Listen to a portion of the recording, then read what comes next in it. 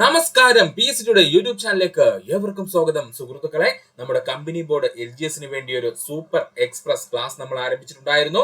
ക്ലാസ്സിലേക്ക് പോകുന്നതിന് മുമ്പ് നമ്മുടെ ഈ വീഡിയോ കാണുന്ന എല്ലാ സുഹൃത്തുക്കളും നമ്മുടെ ചാനൽ സബ്സ്ക്രൈബ് ചെയ്ത് സഹായിക്കുക. അതിനോടൊപ്പം തന്നെ നിങ്ങളുടെ സുഹൃത്തുക്കൾക്ക് കൂടി നമ്മുടെ ചാനൽ ഒന്ന് ഷെയർ ചെയ്ത് നൽകുക. നിങ്ങളുടെ സപ്പോർട്ടാണ് ഞങ്ങളുടെ വിജയം. അപ്പോൾ നമുക്ക് സമയം കളയേണ്ട ക്ലാസ്സിലേക്ക് പോവാം. മനുഷ്യന്റെ ശ്രവണ പരിധി എത്രയാണ്? ശരിയായ ഉത്തരം 20 ഹെർട്സ് മുതൽ 20,000 ഹെർട്സ് വരെ. മനുഷ്യന്റെ ശ്രവണ പരിധി എത്രയാ സുഹൃത്തുക്കളെ? 20 ഹെർട്സ് മുതൽ 20,000 ഹെർട്സ് വരെ. ഇല്ലെന്നുണ്ടെങ്കിൽ 2 കിലോ ഹെർട്സ് എന്നും തന്നിരിക്കും കേട്ടോ. 2 കിലോ ഹെർട്സ് എന്നും തന്നിരിക്കും. ഇങ്ങനെയും PSC ചോദിക്കാറുണ്ട്. അതുകൊണ്ട് സുഹൃത്തുക്കള് ശ്രദ്ധിച്ചു പഠിക്കുക. ശബ്ദം ശ്രവണബോധം ഉളവാക്കുന്ന ഊർജ രൂപമാണ് ശബ്ദം. എന്താ ശബ്ദം എന്ന് പറഞ്ഞു കഴിഞ്ഞാൽ ശ്രവണബോധം ഉളവാക്കുന്ന ഊർജ രൂപമാണ് ശബ്ദം എന്ന് പറയുന്നത്. ശബ്ദമുണ്ടാകാൻ കാരണം വസ്തുക്കളുടെ കമ്പനം. പ്രീവിയസ് ക്വസ്റ്റ്യൻ ആണ്. ശബ്ദമുണ്ടാകാൻ കാരണം എന്താ? വസ്തുക്കളുടെ കമ്പനം അഥവാ വൈബ്രേഷനിൽ നിന്നുമാണ് ശബ്ദം ഉണ്ടാകുന്നത്. ദ്രുതഗതിയിലുള്ള ദോലനമാണ് കമ്പനം എന്നറിയപ്പെടുന്നത്. ദ്രുതഗതിയിലുള്ള ദോലനമാണ് കമ്പനം എന്ന പേരിൽ അറിയപ്പെടുന്നത്. ദോലനം അറിയാലോ സുഹൃത്തുക്കളെ, ഒരു പോയിന്റിനെ ആസ്പദമാക്കിയിട്ട് ഒരു വസ്തു എന്ത് ചെയ്യുന്നു? മുന്നോട്ടും ചലിക്കുന്നു, അതുപോലെ പിന്നോട്ടും ചലിക്കുന്നു. ഇതിനെയാണ് നമ്മൾ എന്തെന്ന് പറയുന്നത്? ദോലനം എന്ന പേരിൽ പറയുന്നത്. സിമ്പിൾ ആയിട്ട് പറഞ്ഞാൽ ഒരു ബോൾ നമ്മൾ ഒരു കമ്പിയിൽ കെട്ടിയിട്ടിട്ട് മുന്നോട്ടും പിന്നോട്ടും ആട്ടൂലെ, അല്ലെങ്കിൽ ഊഞ്ഞാലാടൂലെ, ഇതിനെയൊക്കെയാണ് നമ്മൾ എന്തെന്ന് പറയുന്നത്? ദോലനം എന്ന് പറയുന്നത്. ഇതിന്റെ വളരെ വേഗത്തിൽ ഇത് നടക്കുവാണെന്ന് കരുതുക. അങ്ങനെ ഉണ്ടെങ്കിൽ നമുക്ക് അതിനെ പറയാം, ആ വസ്തു കമ്പനം ചെയ്യുന്നു എന്ന് പറയേണ്ടി വരും. അപ്പോ ദ്രുതഗതിയിലുള്ള ദോലനം അറിയപ്പെടുന്ന പേരാണ് കമ്പനം എന്ന്. ശബ്ദം സഞ്ചരിക്കുന്നതിന് മാധ്യമം ആവശ്യമാണ്. ശരിയാണ്. ശബ്ദം സഞ്ചരിക്കുന്നതിന് എന്താ ആവശ്യമാ? മാധ്യമം ആവശ്യമാണ്. ചന്ദ്രനിലും ബഹിരാകാശത്തും ശബ്ദത്തിന് സഞ്ചരിക്കുന്നതിന് അന്തരീക്ഷമില്ലാത്തതിനാൽ ശബ്ദം കേൾക്കാൻ കഴിയില്ല. ചന്ദ്രനിലും അതുപോലെ ബഹിരാകാശത്തും ശബ്ദത്തിന് സഞ്ചരിക്കുന്നതിന് അന്തരീക്ഷം ഇല്ലാത്തതിനാൽ അല്ലെങ്കിൽ മാധ്യമം ഇല്ലാത്തതിനാൽ ശബ്ദം കേൾക്കാൻ കഴിയില്ല. നാം കേൾക്കുന്ന ശബ്ദം അല്പസമയത്തേക്ക് ചെവിയിൽ തന്നെ തങ്ങി നിൽക്കുന്നു. ഈ പ്രതിഭാസത്തെ ശ്രവണ സ്ഥിരത എന്നറിയപ്പെടുന്നു. ഇമ്പോർട്ടന്റ് ആണ്. നാം കേൾക്കുന്ന ശബ്ദം അല്പസമയത്തേക്ക് ചെവിയിൽ തന്നെ തങ്ങി നിൽക്കുന്നു. ഈ പ്രതിഭാസം അറിയപ്പെടുന്ന പേരാണ് ശ്രവണ സ്ഥിരത എന്ന് പഠിക്കും. മനുഷ്യന്റെ ശ്രവണ സ്ഥിരത 1/10 സെക്കൻഡ് ആണ്. ഇത് പ്രീവിയസ് ക്വസ്റ്റ്യൻ ആണ്, പഠിച്ചോളനെ. മനുഷ്യന്റെ ശ്രവണ സ്ഥിരത എത്രയാ? 1/10 സെക്കൻഡ് ആണ്. മനുഷ്യനിൽ ശബ്ദം ഉണ്ടാക്കുന്നതിന് കാരണമായ ശരീരഭാഗമാണ് സ്വനതന്തുക്കൾ. സ്വനതന്തുക്കളാണ്, പഠിച്ചോളനെ. മനുഷ്യനിലെ ശബ്ദം ഉണ്ടാക്കുന്നതിന് കാരണമായ ശരീരഭാഗം സ്വനതന്തുക്കളാണ്. അടുത്തതാണ് ഡോപ്ലർ ഇഫക്റ്റ്. ശബ്ദത്തിന്റെ ആകൃതിയിൽ വ്യത്യാസപ്പെടുന്നതായി അനുഭവപ്പെടുന്ന പ്രതിഭാസമാണ് എന്ത് പേരിൽ അറിയപ്പെടുന്നത്? ഡോപ്ലർ ഇഫക്റ്റ് എന്നറിയപ്പെടുന്നത്. അതായത് കേൾവിക്കാരന്റെയോ ശബ്ദസ്രോതസിന്റെയോ ആപേക്ഷിക ചലന നിമിത്തം ശബ്ദത്തിന്റെ ആകൃതി വ്യത്യാസപ്പെടുന്നതായി അനുഭവപ്പെടുന്നു. ഈ പ്രതിഭാസം അറിയപ്പെടുന്ന പേരാണ് ഡോപ്ലർ ഇഫക്റ്റ് എന്ന്. ഒന്നുമില്ല സുഹൃത്തുക്കളെ, നമ്മളൊക്കെ റെയിൽവേ സ്റ്റേഷനിൽ നിൽക്കുമ്പോൾ ദൂരെ നിന്ന് തന്നെ ട്രെയിൻ വരുന്നത് നമുക്ക് കാണാൻ പറ്റും. അപ്പോൾ നമുക്ക് എന്താണ്, നോക്കുന്ന സമയത്ത് ട്രെയിൻ ദൂരെ നിന്ന് വരുന്നെങ്കിൽ അതിന്റെ ശബ്ദം എന്ത് ചെയ്യും? നമുക്ക് ഇനി പെട്ടെന്ന് കേൾക്കാൻ പറ്റും അല്ലേ? ദൂരെ നിന്ന് ട്രെയിൻ വരുന്ന ശബ്ദം നമുക്ക് ശബ്ദം ആദ്യമേ കേൾക്കാൻ പറ്റും. അതിനുശേഷമായിരിക്കും ആ ട്രെയിനിന്റെ വേഗത നമുക്ക് മനസ്സിലാകുന്നത്. അതുപോലെ തന്നെയാണ് ഒരു സ്റ്റേഷനിൽ നിന്ന് ട്രെയിൻ പോയി കഴിഞ്ഞാൽ നമുക്ക് എന്താണ്, ട്രെയിൻ നമ്മുടെ കൺമുമ്പിൽ നിന്ന് പോയാലും പിന്നെയും നമുക്ക് ആ ട്രെയിനിന്റെ ശബ്ദം ഇങ്ങനെ കേട്ടോണ്ടിരിക്കും. ഈ പ്രതിഭാസത്തിന് പറയുന്ന പേരാണ് എന്ത്? ഡോപ്ലർ ഇഫക്റ്റ് എന്ന്. സിമ്പിൾ ആയിട്ട് പറഞ്ഞാൽ അത്രയേ ഉള്ളൂ ഡോപ്ലർ ഇഫക്റ്റ് എന്നുള്ളത്. അന്തർവാഹിനി, വിമാനങ്ങൾ എന്നിവയുടെ വേഗത മനസ്സിലാക്കുന്നതിന് ഉപയോഗിക്കുന്നത് ശബ്ദത്തിന്റെ പ്രതിഭാസം ഡോപ്ലർ ഇഫക്റ്റ്. അന്തർവാഹിനി, വിമാനങ്ങൾ എന്നിവയുടെ വേഗത മനസ്സിലാക്കുന്നതിന് ഉപയോഗിക്കുന്ന ശബ്ദത്തിന്റെ പ്രതിഭാസം എന്താ? ഡോപ്ലർ ഇഫക്റ്റ് ആണ്. ഒന്നുമില്ല, ഒരു വിമാനം നമ്മുടെ തലയ്ക്ക് മുകളിൽ കൂടെ സഞ്ചരിക്കുന്നത് കരുതുക. ആ വിമാനം സഞ്ചരിക്കുന്ന സമയം നമ്മൾ നോട്ട് ചെയ്യുന്നു. ആ ശബ്ദം പൂർണ്ണമായിട്ടും അവസാനിക്കുന്ന ടൈം നമ്മൾ നോട്ട് ചെയ്യുകയാണെന്നുണ്ടെങ്കിൽ ഈസി ആയിട്ട് നമുക്ക് എന്ത് ചെയ്യാൻ പറ്റും? ആ വിമാനത്തിന്റെ വേഗത എത്രയാണെന്നുള്ളത് കൃത്യമായിട്ട് കാൽക്കുലേറ്റ് ചെയ്യാൻ പറ്റും. അപ്പോൾ അന്തർവാഹിനി, വിമാനങ്ങൾ എന്നിവയുടെ വേഗത മനസ്സിലാക്കാൻ ഉപയോഗിക്കുന്ന ശബ്ദത്തിന്റെ പ്രതിഭാസമാണ് ഡോപ്ലർ ഇഫക്റ്റ്. ശബ്ദ സ്രോതസ് ശ്രോതാവിലേക്ക് അടുക്കുമ്പോൾ ശബ്ദത്തിന്റെ ആവൃത്തി കൂടുന്നു. പഠിച്ചോളനെ. ശബ്ദ സ്രോതസ് ശ്രോതാവിന്റെ അടുക്കലേക്ക് അടുക്കും തോറും ശബ്ദത്തിന്റെ ആവൃത്തി കൂടുന്നു. സിമ്പിൾ ആയിട്ട് ഒരു ട്രെയിൻ നമ്മൾ അടുത്തേക്ക് വന്ന് നമ്മുടെ ഏറ്റവും അടുത്ത് വരുമ്പോഴായിരിക്കും അതിന്റെ ഏറ്റവും ഭീകരമായ ശബ്ദം നമുക്ക് മനസ്സിലാകുന്നത്. അത്രയേ ഉള്ളൂ ഇവിടെ ഉദ്ദേശിച്ചിരിക്കുന്നത്. ശ്രോതാവിൽ നിന്നും ശബ്ദ സ്രോതസ് അകലുമ്പോൾ ശബ്ദത്തിന്റെ ആവൃത്തി കുറയുകയും ചെയ്യുന്നു അല്ലെ? ട്രെയിൻ നമ്മളെ കടന്ന് പുറത്തോട്ട് പോയി കഴിഞ്ഞാൽ, അല്ലെങ്കിൽ ഒരു ബസ് നമ്മുടെ അടുത്ത് വന്നിട്ട് അത് പാസ് ചെയ്ത് പോയി കഴിഞ്ഞാൽ പിന്നെ നമ്മുടെ ശബ്ദം എന്ത് ചെയ്യും? കുറഞ്ഞു വരും. ഇതാണ് എന്തെന്ന് പറയുന്നത്? ശബ്ദ സ്രോതസ് ശ്രോതാവിലേക്ക് അടുക്കും തോറും ശബ്ദം നമുക്ക് കൂടുതലായിട്ട് കേൾക്കാൻ പറ്റും. അതെന്താണ്? അതിന്റെ ആവൃത്തി കൂടുന്നത് കൊണ്ടാണ്. ഇനി ശ്രോതാവിൽ നിന്ന് ശബ്ദ സ്രോതസ് അകലും തോറും ശബ്ദത്തിന്റെ ആവൃത്തി എന്ത് ചെയ്യും? കുറഞ്ഞു വരും. അതായത് ശബ്ദം കേൾക്കുന്നത് കുറഞ്ഞു വരുമെന്ന്. ശബ്ദത്തിന് 3 സവിശേഷതകളാണുള്ളത്. ഉച്ചത, സ്ഥായി, ഗുണം. ഇത് പ്രീവിയസ് ക്വസ്റ്റ്യൻ ആണ്. ശബ്ദത്തിന് 3 സവിശേഷതകളാണുള്ളത്. ഉച്ചത, സ്ഥായി, ഗുണം എന്നിവയാണ്. ശബ്ദത്തിന്റെ തീവ്രത അളക്കുന്ന യൂണിറ്റ് ഡെസിബൽ ആണ്, അഥവാ DB ആണ് കേട്ടോ. ശബ്ദത്തിന്റെ തീവ്രത അളക്കുന്ന യൂണിറ്റ് എന്താണ്? ഡെസിബൽ അഥവാ dB ആണ്. ശബ്ദ മലിനീകരണം സൂചിക അനുസരിച്ച് അപകടകരമല്ലാത്ത ഏറ്റവും ഉയർന്ന ശബ്ദപരിധി 50 dB ആണ്. പ്രീവിയസ് ക്വസ്റ്റ്യൻ വന്നിരിക്കുന്നു. ശബ്ദ മലിനീകരണ സൂചിക അനുസരിച്ച് അപകടകരമല്ലാത്ത ഏറ്റവും ഉയർന്ന ശബ്ദപരിധി എന്ന് പറയുന്നത് 50 dB ആണ്. ഇനി നമുക്ക് കുറച്ച് ശബ്ദങ്ങളും അവയുടെ തീവ്രതയും നോക്കാം. ശ്വസനം 10 dB. ശ്വസനം 10 dB.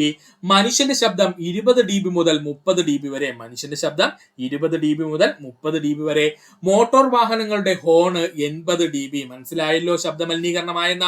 മനസ്സിലായല്ലോ വെറുതെ ഹോൺ അടിക്കുമ്പോൾ നമുക്ക് ബുദ്ധിമുട്ട് തോന്നുന്നതിന് കാരണം? മോട്ടോർ വാഹനങ്ങളുടെ ഹോൺ എന്ന് പറയുന്നത് 80 dB ആണ്. ശബ്ദ മലിനീകരണം 90 dBക്ക് മുകളിലാണ്. ശബ്ദ മലിനീകരണം 90 dBക്ക് മുകളിലാണ്. ഇടിമുഴക്കം 100 dB മുതൽ 110 dB വരെ. ഇടിമുഴക്കം 100 dB മുതൽ 110 dB വരെ. ചെവിക്ക് തകരാറുണ്ടാക്കുന്ന ശബ്ദം 120 dBക്ക് മുകളിലാണ്. ഇമ്പോർട്ടന്റ് ആണ്. ചെവിക്ക് തകരാറുണ്ടാകുന്ന ശബ്ദം എത്രയാണ്? 120 dBക്ക് മുകളിലാണ്. റോക്കറ്റ് വിക്ഷേപിക്കുമ്പോൾ ഉണ്ടാകുന്ന ശബ്ദത്തിന്റെ തീവ്രത 170 dB ആണ്. അതുകൊണ്ടാണ് ആ റോക്കറ്റിന്റെ പരിസരത്ത് നിന്നും ആരെയും നിർത്താത്തത് കേട്ടോ. റോക്കറ്റ് വിക്ഷേപിക്കുന്ന സമയത്തുണ്ടാകുന്ന ശബ്ദത്തിന്റെ തീവ്രത എത്രയാ? 170 dB ആണ്. അതിന്റെ അടുത്തൊക്കെ പോയിന്ന ചെവിയൊക്കെ പൊട്ടിപ്പോകും കേട്ടോ. അപ്പൊ ഒന്നുകൂടി പറയാം സുഹൃത്തുക്കളെ, ശ്രദ്ധിക്കുക. ശ്വസനം എന്ന് പറയുന്നത് 10 dB ആണ്. മനുഷ്യന്റെ ശബ്ദം 20 dB മുതൽ 30 dB വരെ. മോട്ടോർ വാഹനങ്ങളുടെ ഹോൺ 80 dB. ശബ്ദ മലിനീകരണം 90 dBക്ക് മുകളിലോട്ടുള്ള ഏത് ശബ്ദവും ശബ്ദ മലിനീകരണമായി കണക്കാക്കുന്നു. ഇടിമുഴക്കം 100 dB മുതൽ 110 dB വരെ. ചെവിക്ക് തകരാറുണ്ടാക്കുന്ന ശബ്ദം 120 dBക്ക് മുകളിലാണ്. റോക്കറ്റിന്റെ ശബ്ദം എന്ന് പറയുന്നത്, അല്ലെങ്കിൽ റോക്കറ്റ് വിക്ഷേപിക്കുന്ന സമയത്തുള്ള ശബ്ദത്തിന്റെ തീവ്രത എന്ന് പറയുന്നത് 170 ഡെസിബൽ ആണ്. പഠിക്കുക. ക്രമമായ കമ്പനത്തോടു കൂടി ഉണ്ടാകുന്ന ഇമ്പമുള്ള ശബ്ദമാണ് സംഗീതം. ക്രമമായ കമ്പനത്തോടു കൂടി ഉണ്ടാകുന്ന ഇമ്പമുള്ള ശബ്ദമാണ് സംഗീതം എന്നറിയപ്പെടുന്നത്. അരോചകരവും ക്രമരഹിതവുമായ കമ്പനങ്ങളാണ് ഒച്ച. അരോചകരവും ക്രമരഹിതവുമായ കമ്പനങ്ങളാണ് ഒച്ച എന്ന പേരിൽ അറിയപ്പെടുന്നത്. താഴ്ന്ന ശ്രുതിയിലുള്ള ശബ്ദങ്ങളുടെ കൂട്ടമാണ് ബാസ്. താഴ്ന്ന ശ്രുതിയിലുള്ള ശബ്ദങ്ങളുടെ കൂട്ടമാണ് ബാസ്. ഇത് പ്രീവിയസ് ക്വസ്റ്റ്യൻ ആണ്. ഉയർന്ന ശ്രുതിയിലുള്ള ശബ്ദ തരംഗങ്ങളുടെ കൂട്ടമാണ് ട്രബിള്. ഇതും പ്രീവിയസ് ക്വസ്റ്റ്യൻ ആണ്. ഉയർന്ന ശ്രുതിയിലുള്ള ശബ്ദ തരംഗങ്ങളുടെ കൂട്ടമാണ് ട്രബിൾ എന്നറിയപ്പെടുന്നത്. ശബ്ദത്തിന്റെ കൂർമ്മത ആവൃത്തിയുമായി ബന്ധപ്പെട്ടിരിക്കുന്നു. ഇവിടെ വെച്ച് പഠിച്ചോളനെ, ഇമ്പോർട്ടന്റ് ആണ്. ശബ്ദത്തിന്റെ കൂർമ്മത ആവൃത്തിയുമായി ബന്ധപ്പെട്ടിരിക്കുന്നു. ആവൃത്തി കൂടുമ്പോൾ ശബ്ദത്തിന്റെ കൂർമ്മതയും കൂടുന്നു. ആവൃത്തി കൂടുമ്പോൾ ശബ്ദത്തിന്റെ കൂർമ്മത എന്തെയും കൂടുന്നു. സ്ത്രീകളുടെയും കുട്ടികളുടെയും ശബ്ദത്തിന്റെ കൂർമ്മത കൂടുതലായിരിക്കും. പഠിച്ചോളനെ, സ്ത്രീകളുടെയും കുട്ടികളുടെയും ശബ്ദത്തിന് കൂർമ്മത കൂടുതലായിരിക്കും. അതുകൂടെ സുഹൃത്തുക്കള് പഠിച്ചു വെക്കുക. ഇനി നമുക്ക് നോക്കാനുള്ളത് ജീവികളും തിരിച്ചറിയാൻ കഴിയുന്ന ശബ്ദങ്ങളുമാണ്. മനുഷ്യന് നമ്മൾ ഓൾറെഡി പറഞ്ഞു കഴിഞ്ഞു. 20 ഹെർട്സ് മുതൽ 20,000 ഹെർട്സ് വരെയാണെന്ന് നമ്മൾ പറഞ്ഞു.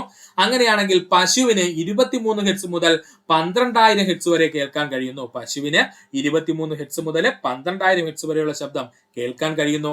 പൂച്ചയ്ക്ക് 45 ഹെർട്സ് മുതൽ 64,000 ഹെർട്സ് വരെയുള്ള ശബ്ദം കേൾക്കാൻ കഴിയുന്നു. പൂച്ചയ്ക്ക് 45 ഹെർട്സ് മുതൽ 64,000 ഹെർട്സ് വരെയുള്ള ശബ്ദം കേൾക്കാൻ കഴിയുന്നു. നായയ്ക്ക് 67 ഹെർട്സ് മുതൽ 45,000 ഹെർട്സ് വരെ കേൾക്കാൻ കഴിയുന്നു. നായയ്ക്ക് 67 ഹെർട്സ് മുതൽ 45,000 ഹെർട്സ് വരെ കേൾക്കാൻ കഴിയുന്നു. എലിക്ക് 1000 ഹെർട്സ് മുതൽ 91,000 ഹെർട്സ് വരെ കേൾക്കാൻ കഴിയുന്നു. വവ്വാലിന് 2000 ഹെർട്സ് മുതൽ 1,23,000 ഹെർട്സ് വരെ കേൾക്കാൻ കഴിയുന്നു. വവ്വാലിന് 2000 ഹെർട്സ് മുതൽ 1,23,000 ഹെർട്സ് വരെയുള്ള ശബ്ദം കേൾക്കാൻ കഴിയുന്നു. ഈ ജീവിവർഗത്തിൽ ഏറ്റവും കൂടുതൽ ശബ്ദം കേൾക്കാൻ കഴിയുന്ന ആർക്കെന്ന് ചോദിച്ചാൽ വവ്വാലുകൾക്കാണ്. അവർക്ക് 2000 ഹെർട്സ് മുതൽ 1,23,000 ഹെർട്സിനിടയ്ക്കുള്ള എല്ലാ ശബ്ദവും തിരിച്ചറിയാൻ കഴിയുന്നു. 26ാമത്തെ ചോദ്യം, ഫാരൻഹീറ്റ് തെർമോമീറ്റർ പ്രകാരം 98 ഡിഗ്രി ഫാരൻഹീറ്റ് താപനില കെൽവിൻ സ്കെയിൽ പ്രകാരം എത്രയാണെന്നാണ് ചോദിച്ചിരിക്കുന്നത്. ഉത്തരം എത്രയാ? 310 കെൽവിൻ ആണ്. ഫാരൻഹീറ്റ് തെർമോമീറ്റർ പ്രകാരം 98 ഡിഗ്രി ഫാരൻഹീറ്റ് താപനില കെൽവിൻ സ്കെയിൽ പ്രകാരം എത്രയാണെന്ന് ചോദിച്ചാൽ 310 കെൽവിൻ ആണ്. നമുക്ക് നോക്കാം താപം. ഒരു പദാർത്ഥത്തിന്റെ എല്ലാ തന്മാത്രകളുടെയും ആകെ ഗതികോർജത്തിന്റെ അളവാണ് താപം. പഠിച്ചോളനെ, ഒരു പദാർത്ഥത്തിലെ എല്ലാ തന്മാത്രകളുടെയും ആകെ ഗതികോർജം എടുത്തു കഴിഞ്ഞാൽ അതിന്റെ അളവിനെ വിളിക്കുന്ന പേരാണ് താപം. താപത്തെക്കുറിച്ചുള്ള പഠനമാണ് തെർമോഡൈനാമിക്സ്. പ്രീവിയസ് ക്വസ്റ്റ്യൻ വന്നിരിക്കുന്നു. താപത്തെക്കുറിച്ചുള്ള പഠനം അറിയപ്പെടുന്ന പേരെന്താ? തെർമോഡൈനാമിക്സ്. താപം ഒരു ഊർജ്ജരൂപമാണെന്ന് കണ്ടെത്തിയ ശാസ്ത്രജ്ഞൻ ജെയിംസ് പ്രെസ്കോട്ട് ജൂൾ ആണ്. താപം ഒരു ഊർജ്ജ രൂപമാണെന്ന് കണ്ടെത്തിയ ശാസ്ത്രജ്ഞൻ ആരാ സുഹൃത്തുക്കളെ? ജെയിംസ് പ്രെസ്കോട്ട് ജൂൾ ആണ്. താപം അളക്കാൻ ഉപയോഗിക്കുന്ന SI യൂണിറ്റ് ചോദിച്ചാൽ അത് ജൂൾ ആണ്. താപം അളക്കാൻ ഉപയോഗിക്കുന്ന SI യൂണിറ്റ് ചോദിച്ചാൽ അത് ജൂൾ ആണ്. താപം അളക്കാൻ ഉപയോഗിക്കുന്ന മറ്റൊരു യൂണിറ്റ് ആണ് കലോറി. ഇത് രണ്ടും PSC പ്രീവിയസ് ആയി ചോദിച്ചിട്ടുണ്ട്. താപം അളക്കാൻ ഉപയോഗിക്കുന്ന SI യൂണിറ്റ് ചോദിച്ചാൽ ജൂളാണ്. താപം അളക്കാൻ ഉപയോഗിക്കുന്ന മറ്റൊരു യൂണിറ്റ് ആണ് കലോറി എന്ന് പറയുന്നത്. കാരണം എന്താ? നമ്മുടെ താപം എന്ന് പറയുന്ന ഒരു ഊർജ്ജ രൂപമാണ്. ഊർജ്ജം അളക്കാൻ ഉപയോഗിക്കുന്നത് ജൂളും കലോറിയുമാണ്. അതുകൊണ്ട് തന്നെയാണ് 1 ഗ്രാം ജലത്തിന്റെ ഊഷ്മാവ് 1 ഡിഗ്രി ഉയർത്താൻ ആവശ്യമായ താപത്തിന്റെ അളവാണ് 1 കലോറി എന്ന് പറയുന്നത്. 1 ഗ്രാം ജലത്തിന്റെ ഊഷ്മാവ് 1 ഡിഗ്രി ഉയർത്തുന്നതിന് ആവശ്യമായ താപത്തിന്റെ അളവാണ് 1 കലോറി എന്ന് പറയുന്നത്. പഠിക്കുക. 1 കലോറി എന്നാൽ 4.2 ജൂളാണ്. ഇതും പ്രീവിയസ് ക്വസ്റ്റ്യൻ ആയി ചോദിച്ചതാണ്. 1 കലോറി എന്ന് പറഞ്ഞു കഴിഞ്ഞാൽ 4.2 ജൂളാണ്. ഒരു പദാർത്ഥത്തിലെ തന്മാത്രകളുടെ ശരാശരി ഗതികോർജത്തിന്റെ അളവ് സൂചിപ്പിക്കുന്നതാണ് അതിന്റെ താപനില എന്ന് പറയുന്നത്. ഇമ്പോർട്ടന്റ് ആണ്. ഒരു പദാർത്ഥത്തിന്റെ തന്മാത്രകളുടെ ശരാശരി ഗതികോർജം എടുത്തു കഴിഞ്ഞാൽ, ശരാശരി ഗതികോർജം എടുത്തു കഴിഞ്ഞാൽ ആ ഗതികോർജത്തിന്റെ അളവാണ് എന്ത് പേരിൽ അറിയപ്പെടുന്നത്? താപനില എന്ന പേരിൽ അറിയപ്പെടുന്നത്, അല്ലെങ്കിൽ ടെമ്പറേച്ചർ എന്ന പേരിൽ അറിയപ്പെടുന്നത്. ഒരു വസ്തുവിന്റെ താപത്തെ സൂചിപ്പിക്കുന്ന അളവാണ് താപനില അഥവാ ഊഷ്മാവ്. പഠിച്ചോളനെ. ഒരു വസ്തുവിന്റെ താപത്തെ സൂചിപ്പിക്കുന്ന, ആ വസ്തുവിന് താപമുണ്ട് എന്ന് നമ്മൾ എങ്ങനെയാ മനസ്സിലാക്കുന്നത്? ആ വസ്തുവിനെ തൊട്ടു നോക്കുമ്പോൾ അതിന്റെ താപനില, തണുപ്പോ ചൂടോ ആയിക്കോട്ടെ, അത് നമുക്ക് മനസ്സിലാവും. അപ്പോൾ അതുകൊണ്ടാണ് നമുക്ക് ഒരു വസ്തുവിന്റെ താപത്തെ സൂചിപ്പിക്കുന്ന അളവാണ് എന്തെന്ന് പറയുന്നത്? താപനില അഥവാ ഊഷ്മാവ് എന്ന് പറയുന്നത്. ഒരിടത്ത് നിന്ന് മറ്റൊരിടത്തേക്ക് താപം സഞ്ചരിക്കുവാൻ കാരണം താപനിലകളിലെ വ്യത്യാസമാണ്. അതായത് താപനില കൂടിയിടത്ത് നിന്ന് താപനില കുറഞ്ഞിടത്തേക്ക് എന്ത് ചെയ്യും? താപം സഞ്ചരിക്കും. ഇമ്പോർട്ടന്റ് ആണ്. താപനില കൂടിയിടത്ത് നിന്നും താപനില കുറഞ്ഞിടത്തേക്ക് എന്ത് ചെയ്യും? താപം സഞ്ചരിക്കും. ഇതിന് കാരണം എന്തെന്ന് ചോദിച്ചാൽ താപനില അഥവാ ടെമ്പറേച്ചറുകളിൽ ഉണ്ടാകുന്ന വ്യത്യാസമാണ്. ഒരു വസ്തുവിന്റെ തന്മാത്രകളുടെ ഗതികോർജം വർദ്ധിപ്പിക്കുമ്പോൾ വസ്തുവിന്റെ താപനില വർദ്ധിക്കുന്നു. പഠിച്ചോളനെ. ഒരു വസ്തുവിന്റെ തന്മാത്രകളുടെ ഗതികോർജം വർദ്ധിക്കുമ്പോൾ എന്താ സംഭവിക്കുന്നത്? വസ്തുവിന്റെ താപനിലയും വർദ്ധിക്കുന്നു. താപനില കുറയുമ്പോൾ തന്മാത്രകളുടെ ഗതികോർജം കുറയുന്നു. താപനില കുറയുമ്പോൾ തന്മാത്രകളുടെ ഗതികോർജം കുറയുകയും ചെയ്യുന്നു. താപനിലയുടെ SI യൂണിറ്റ് ആണ് കെൽവിൻ എന്ന് പറയുന്നത്. പഠിച്ചോളനെ. ഇമ്പോർട്ടന്റ് ആണ്. താപനിലയുടെ SI യൂണിറ്റ് എന്താ? കെൽവിൻ ആണ്. അതായത് ടെമ്പറേച്ചറിന്റെ SI യൂണിറ്റ് എന്താണ്? കെൽവിൻ ആണ്. അതുപോലെ തന്നെ സാധാരണയായി താപനില അഥവാ ടെമ്പറേച്ചർ നമ്മൾ അളക്കാൻ ഉപയോഗിക്കുന്നത് ഡിഗ്രി സെൽഷ്യസിലുമാണ്. ഇമ്പോർട്ടന്റ് ആണ്. അതുപോലെ തന്നെ നമ്മൾ ഫാരൻഹീറ്റിനകത്ത് നമ്മൾ പറയാറുണ്ട്. അതുകൊണ്ട് സുഹൃത്തുക്കൾ ശ്രദ്ധിച്ചിരിക്കുക. സാധാരണയായിട്ട് താപനില അളക്കാൻ ഉപയോഗിക്കുന്ന ഡിഗ്രി സെൽഷ്യസ് ആണ്. അതുപോലെ ഫാരൻഹീറ്റ് നമ്മൾ താപനില അളക്കാൻ തന്നെയാണ് ഉപയോഗിക്കുന്നത്.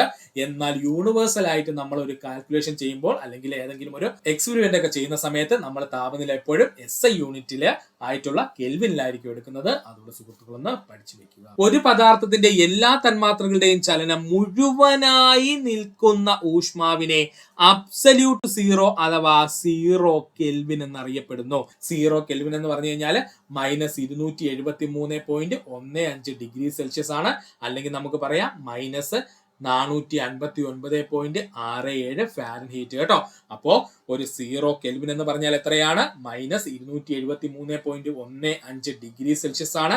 അല്ലെങ്കിൽ നമുക്ക് പറയാം -459.67 ഫാരൻഹീറ്റ് ആണ് കേട്ടോ. ഇനി നമുക്ക് പഠിക്കാനുള്ളത് താപനിലയും ഫോർമുലകളുമാണ്. താപനിലയും ഫോർമുലകളും. ഡിഗ്രി സെൽഷ്യസിൽ തന്നിരിക്കുന്ന താപനിലയെ ഫാരൻഹീറ്റിലേക്ക് മാറ്റാൻ ഉപയോഗിക്കുന്ന ഫോർമുലയാണ് Fahrenheit is equal to degree Celsius into 9/5 + 32. പഠിച്ചോളണേ. ഡിഗ്രി സെൽഷ്യസിൽ തന്നിരിക്കുന്ന താപനിലയെ ഫാരൻഹീറ്റിലേക്ക് മാറ്റാൻ ഉപയോഗിക്കുന്ന ഫോർമുലയാണ്. ഫാരൻഹീറ്റ് ആണ് നമുക്ക് കണ്ടുപിടിക്കാനുള്ളത്. Fahrenheit is equal to degree Celsius into 9/5 + 32 ചെയ്താൽ മതി. നമ്മുടെ ഉത്തരം എത്തും. ഇനി ഫാരൻഹീറ്റിൽ തന്നിരിക്കുന്ന താപനിലയെ ഡിഗ്രി സെൽഷ്യസിലേക്ക് ആക്കാൻ വേണ്ടിയിട്ട് ചെയ്യാനുള്ളത് degree Celsius is equal to Fahrenheit -32 × 5/9 ആണ്. പഠിച്ചോളണേ. ഡിഗ്രി സെൽഷ്യസിൽ തന്നിരിക്കുന്ന ഒരെണ്ണത്തിന് ഫാരൻഹീറ്റ് ആക്കണമെങ്കിൽ ഡിഗ്രി സെൽഷ്യസിനെ 9/5 കൊണ്ട് ഗുണിച്ചതിന് ശേഷം +32 കൂട്ടിക്കൊടുക്കുക. ഇനി നേരെ തിരിച്ച് ഫാരൻഹീറ്റിൽ തന്നിരിക്കുന്ന വാല്യൂവിനെ നമുക്ക് ഡിഗ്രി സെൽഷ്യസിലേക്ക് മാറ്റണമെന്നുണ്ടെങ്കിൽ എന്താ ചെയ്യേണ്ടത്? ഫാരൻഹീറ്റിൽ നിന്ന് 32 കുറയ്ക്കുക. കിട്ടുന്ന തുകയെ 5/9 കൊണ്ട് മൾട്ടിപ്ലൈ ചെയ്യുക. നമ്മുടെ ഉത്തരമാകും. ഡിഗ്രി സെൽഷ്യസിൽ തന്നിരിക്കുന്ന താപനിലയെ കെൽവിനിലേക്ക് മാറ്റാൻ വളരെ എളുപ്പമാണ്. തന്നിരിക്കുന്ന ഡിഗ്രി സെൽഷ്യസിനോടൊപ്പം ഒരു 273.15 കൂട്ടിയാൽ മതി. നമ്മുടെ ഉത്തരം കെൽവിനിലേക്ക് മാറും. അപ്പോൾ ഡിഗ്രി സെൽഷ്യസിൽ തന്നിരിക്കുന്ന താപനിലയെ കെൽവിനിലേക്ക് മാറ്റാൻ ഒന്നും ചെയ്യണ്ട. തന്നിരിക്കുന്ന ഡിഗ്രി സെൽഷ്യസിനോടൊപ്പം ഏതാണോ അതിന്റെ കൂടെ ഒരു 273.15 കൂട്ടി വെച്ചാൽ മതി. ഇനി കെൽവിനിൽ തന്നിരിക്കുന്ന താപനിലയെ ഡിഗ്രി സെൽഷ്യസിലോട്ട് മാറ്റാനായിട്ട് ഉൾട്ട ചെയ്താൽ മതി, വേറൊന്നുമില്ല. കെൽവിനിൽ തന്നിരിക്കുന്ന വാല്യൂവിൽ നിന്നും ഒരു 273.15 കുറച്ച് കഴിഞ്ഞാൽ നമ്മുടെ വാല്യൂ ഡിഗ്രി സെൽഷ്യസിലോട്ട് മാറുകയും ചെയ്യും. ഇമ്പോർട്ടന്റ് ആണ്. ഈ പറഞ്ഞിരിക്കുന്ന 4 എണ്ണവും PSC പ്രീവിയസ് ആയി ചോദിച്ചതാണ്. ഒന്നുകൂടെ ആവർത്തിക്കാം സുഹൃത്തുക്കളെ, ശ്രദ്ധിക്കുക. ഡിഗ്രി സെൽഷ്യസിൽ ഒരു വാല്യൂ തന്നിട്ട് ആ താപനിലയെ ഫാരൻഹീറ്റിലോട്ട് മാറ്റാൻ പറഞ്ഞു കഴിഞ്ഞാൽ ആ ഡിഗ്രി സെൽഷ്യസിനോടൊപ്പം ഒരു 9/5 മൾട്ടിപ്ലൈ ചെയ്യുക, കിട്ടുന്ന ഉത്തരത്തിനോടൊപ്പം 32 കൂട്ടുക, നമ്മുടെ ഉത്തരമായി. ഇനി ഫാരൻഹീറ്റിലാണ് നമ്മളോട് ചോദിച്ചിരിക്കുന്നത്, നമുക്ക് ഡിഗ്രി സെൽഷ്യസിലോട്ട് മാറ്റാനാണ് പറഞ്ഞിരിക്കുന്നതെന്ന് പറഞ്ഞു കഴിഞ്ഞാൽ ഒന്നുമില്ല, തന്നിരിക്കുന്ന ഫാരൻഹീറ്റിൽ നിന്ന് ഒരു 32 കുറയ്ക്കുക, അതിനോടൊപ്പം 5/9 മൾട്ടിപ്ലൈ ചെയ്താൽ മതി, നമ്മുടെ ഉത്തരമായി. ഇനി ഡിഗ്രി സെൽഷ്യസ് തന്നിരിക്കുന്നതിനെ കെൽവിനോട്ട് മാറ്റാൻ ചോദിച്ചാൽ തന്നിരിക്കുന്ന ഡിഗ്രി സെൽഷ്യസിന്റെ വാല്യൂ എഴുതുക, അതിനോടൊപ്പം ഒരു 273.15 കൂട്ടുക, നമ്മുടെ ഉത്തരം കെൽവിനിലായി. ഇനി കെൽവിന് ചോദ്യം തന്നിരിക്കുന്നു, ഡിഗ്രി സെൽഷ്യസിലോട്ട് മാറ്റാൻ പറഞ്ഞു കഴിഞ്ഞാൽ തന്നിരിക്കുന്ന കെൽവിനിൽ നിന്നും മൈനസ് ഒരു 273.15 കുറയ്ക്കുക, നമ്മുടെ ഉത്തരം ഡിഗ്രി സെൽഷ്യസിലാവും. ഈസിയാണ്.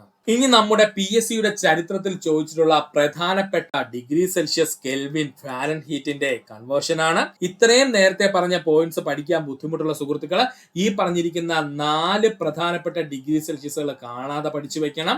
ഇത് 4 എണ്ണവുമാണ് PSC ചരിത്രത്തിൽ ഇതുവരെയും പ്രീവിയസ് ആയി റിപ്പീറ്റ് ചെയ്ത് ചോദിച്ചുകൊണ്ടിരിക്കുന്നത്. അതുകൊണ്ട് സുഹൃത്തുക്കൾ ഇമ്പോർട്ടൻസ് കൊടുത്ത് ഈ ഭാഗം പഠിക്കുക. നമുക്ക് നോക്കാം. 0 ഡിഗ്രി സെൽഷ്യസ് എത്ര കെൽവിനാ? 273 കെൽവിനാണ്. നമ്മൾ ഓൾറെഡി പറഞ്ഞിട്ടുണ്ട് 0 ഡിഗ്രി സെൽഷ്യസ് എന്ന് പറയുന്നത് എത്രയാണ്? അത് 273 കെൽവിനാണ്. 32 ഫാരൻഹീറ്റ് ആണ്. 32 ഫാരൻഹീറ്റ് ആണ്. എന്താ 0 ഡിഗ്രി സെൽഷ്യസിന്റെ പ്രത്യേകത? നമ്മുടെ ജലം ഐസ് ആകുന്ന താപനിലയാണ് 0 ഡിഗ്രി സെൽഷ്യസ്. അടുത്തത് 100 ഡിഗ്രി സെൽഷ്യസ്. 100 ഡിഗ്രി സെൽഷ്യസ് എന്ന് പറഞ്ഞു കഴിഞ്ഞാൽ 373 കെൽവിനാണ്. നമുക്കറിയാം ഡിഗ്രിയിൽ നിന്ന് കെൽവിനോട്ട് മാറാനായിട്ട് തന്നിരിക്കുന്ന ഡിഗ്രി സെൽഷ്യസിനോടൊപ്പം ഒരു 273.15 കൂട്ടിയാൽ മതിയെന്ന്. അപ്പൊ നമ്മുടെ ഉത്തരം എത്രയായി? 373 കെൽവിൻ അല്ലെങ്കിൽ 212 ഫാരൻഹീറ്റ് അല്ലെങ്കിൽ 212 ഫാരൻഹീറ്റ്. 100 ഡിഗ്രി സെൽഷ്യസിന്റെ പ്രത്യേകത എന്താ? ജലം തിളയ്ക്കുന്ന താപനിലയാണ്, ജലം നീരാവിയാകുന്ന താപനിലയാണ് 100 ഡിഗ്രി സെൽഷ്യസ്. അടുത്തതാണ് 120 ഡിഗ്രി സെൽഷ്യസ്. ഇത് 393.15 കെൽവിന് തുല്യമാണ്, അല്ലെന്നുണ്ടെങ്കിൽ 248 ഫാരൻഹീറ്റിന് തുല്യമാണ്. 120 ഡിഗ്രി സെൽഷ്യസ് 393.15 കെൽവിന് തുല്യമാണ്, അല്ലെങ്കിൽ 248 ഫാരൻഹീറ്റിന് തുല്യമാണ്. എന്താ 120 ഡിഗ്രി സെൽഷ്യസിന്റെ പ്രത്യേകത? ജലം പ്രഷർ കുക്കറിൽ ജലം തിളയ്ക്കുന്ന താപനിലയാണ് 120 ഡിഗ്രി സെൽഷ്യസ് എന്നുള്ളത്. അപ്പൊ ആ പോയിന്റ് ഒന്ന് പഠിച്ചു വെക്കുക. അടുത്തതാണ് 37 ഡിഗ്രി സെൽഷ്യസ്. 37 ഡിഗ്രി സെൽഷ്യസ് എന്ന് പറയുന്നത് 310.15 കെൽവിനാണ്. അതുപോലെ തന്നെ 98.6 ഫാരൻഹീറ്റുമാണ്. 37 ഡിഗ്രി സെൽഷ്യസ് എന്ന് പറയുന്നത് 310.15 കെൽവിനാണ്. അതുപോലെ ഫാരൻഹീറ്റ് പറയുമ്പോൾ 98.6 ഫാരൻഹീറ്റ് ആണ്. എന്താ 37 ഡിഗ്രി സെൽഷ്യസിന്റെ പ്രത്യേകത? നമ്മുടെ മനുഷ്യരീരത്തിന്റെ ശരാശരി താപനിലയാണ് 37 ഡിഗ്രി സെൽഷ്യസ് എന്നുള്ളത്. അതുകൊണ്ട് അതും സുഹൃത്തുക്കളൊന്ന് പഠിച്ചു വെക്കുക. സെൽഷ്യസ് സ്കെയിലിനും ഫാരൻഹീറ്റ് സ്കെയിലിനും ഒരേ മൂല്യം കണക്കാക്കുന്ന ഊഷ്മാവ് -40 ഡിഗ്രി. പ്രീവിയസ് ക്വസ്റ്റ്യൻ പിന്നെ വന്നിരിക്കുന്നു.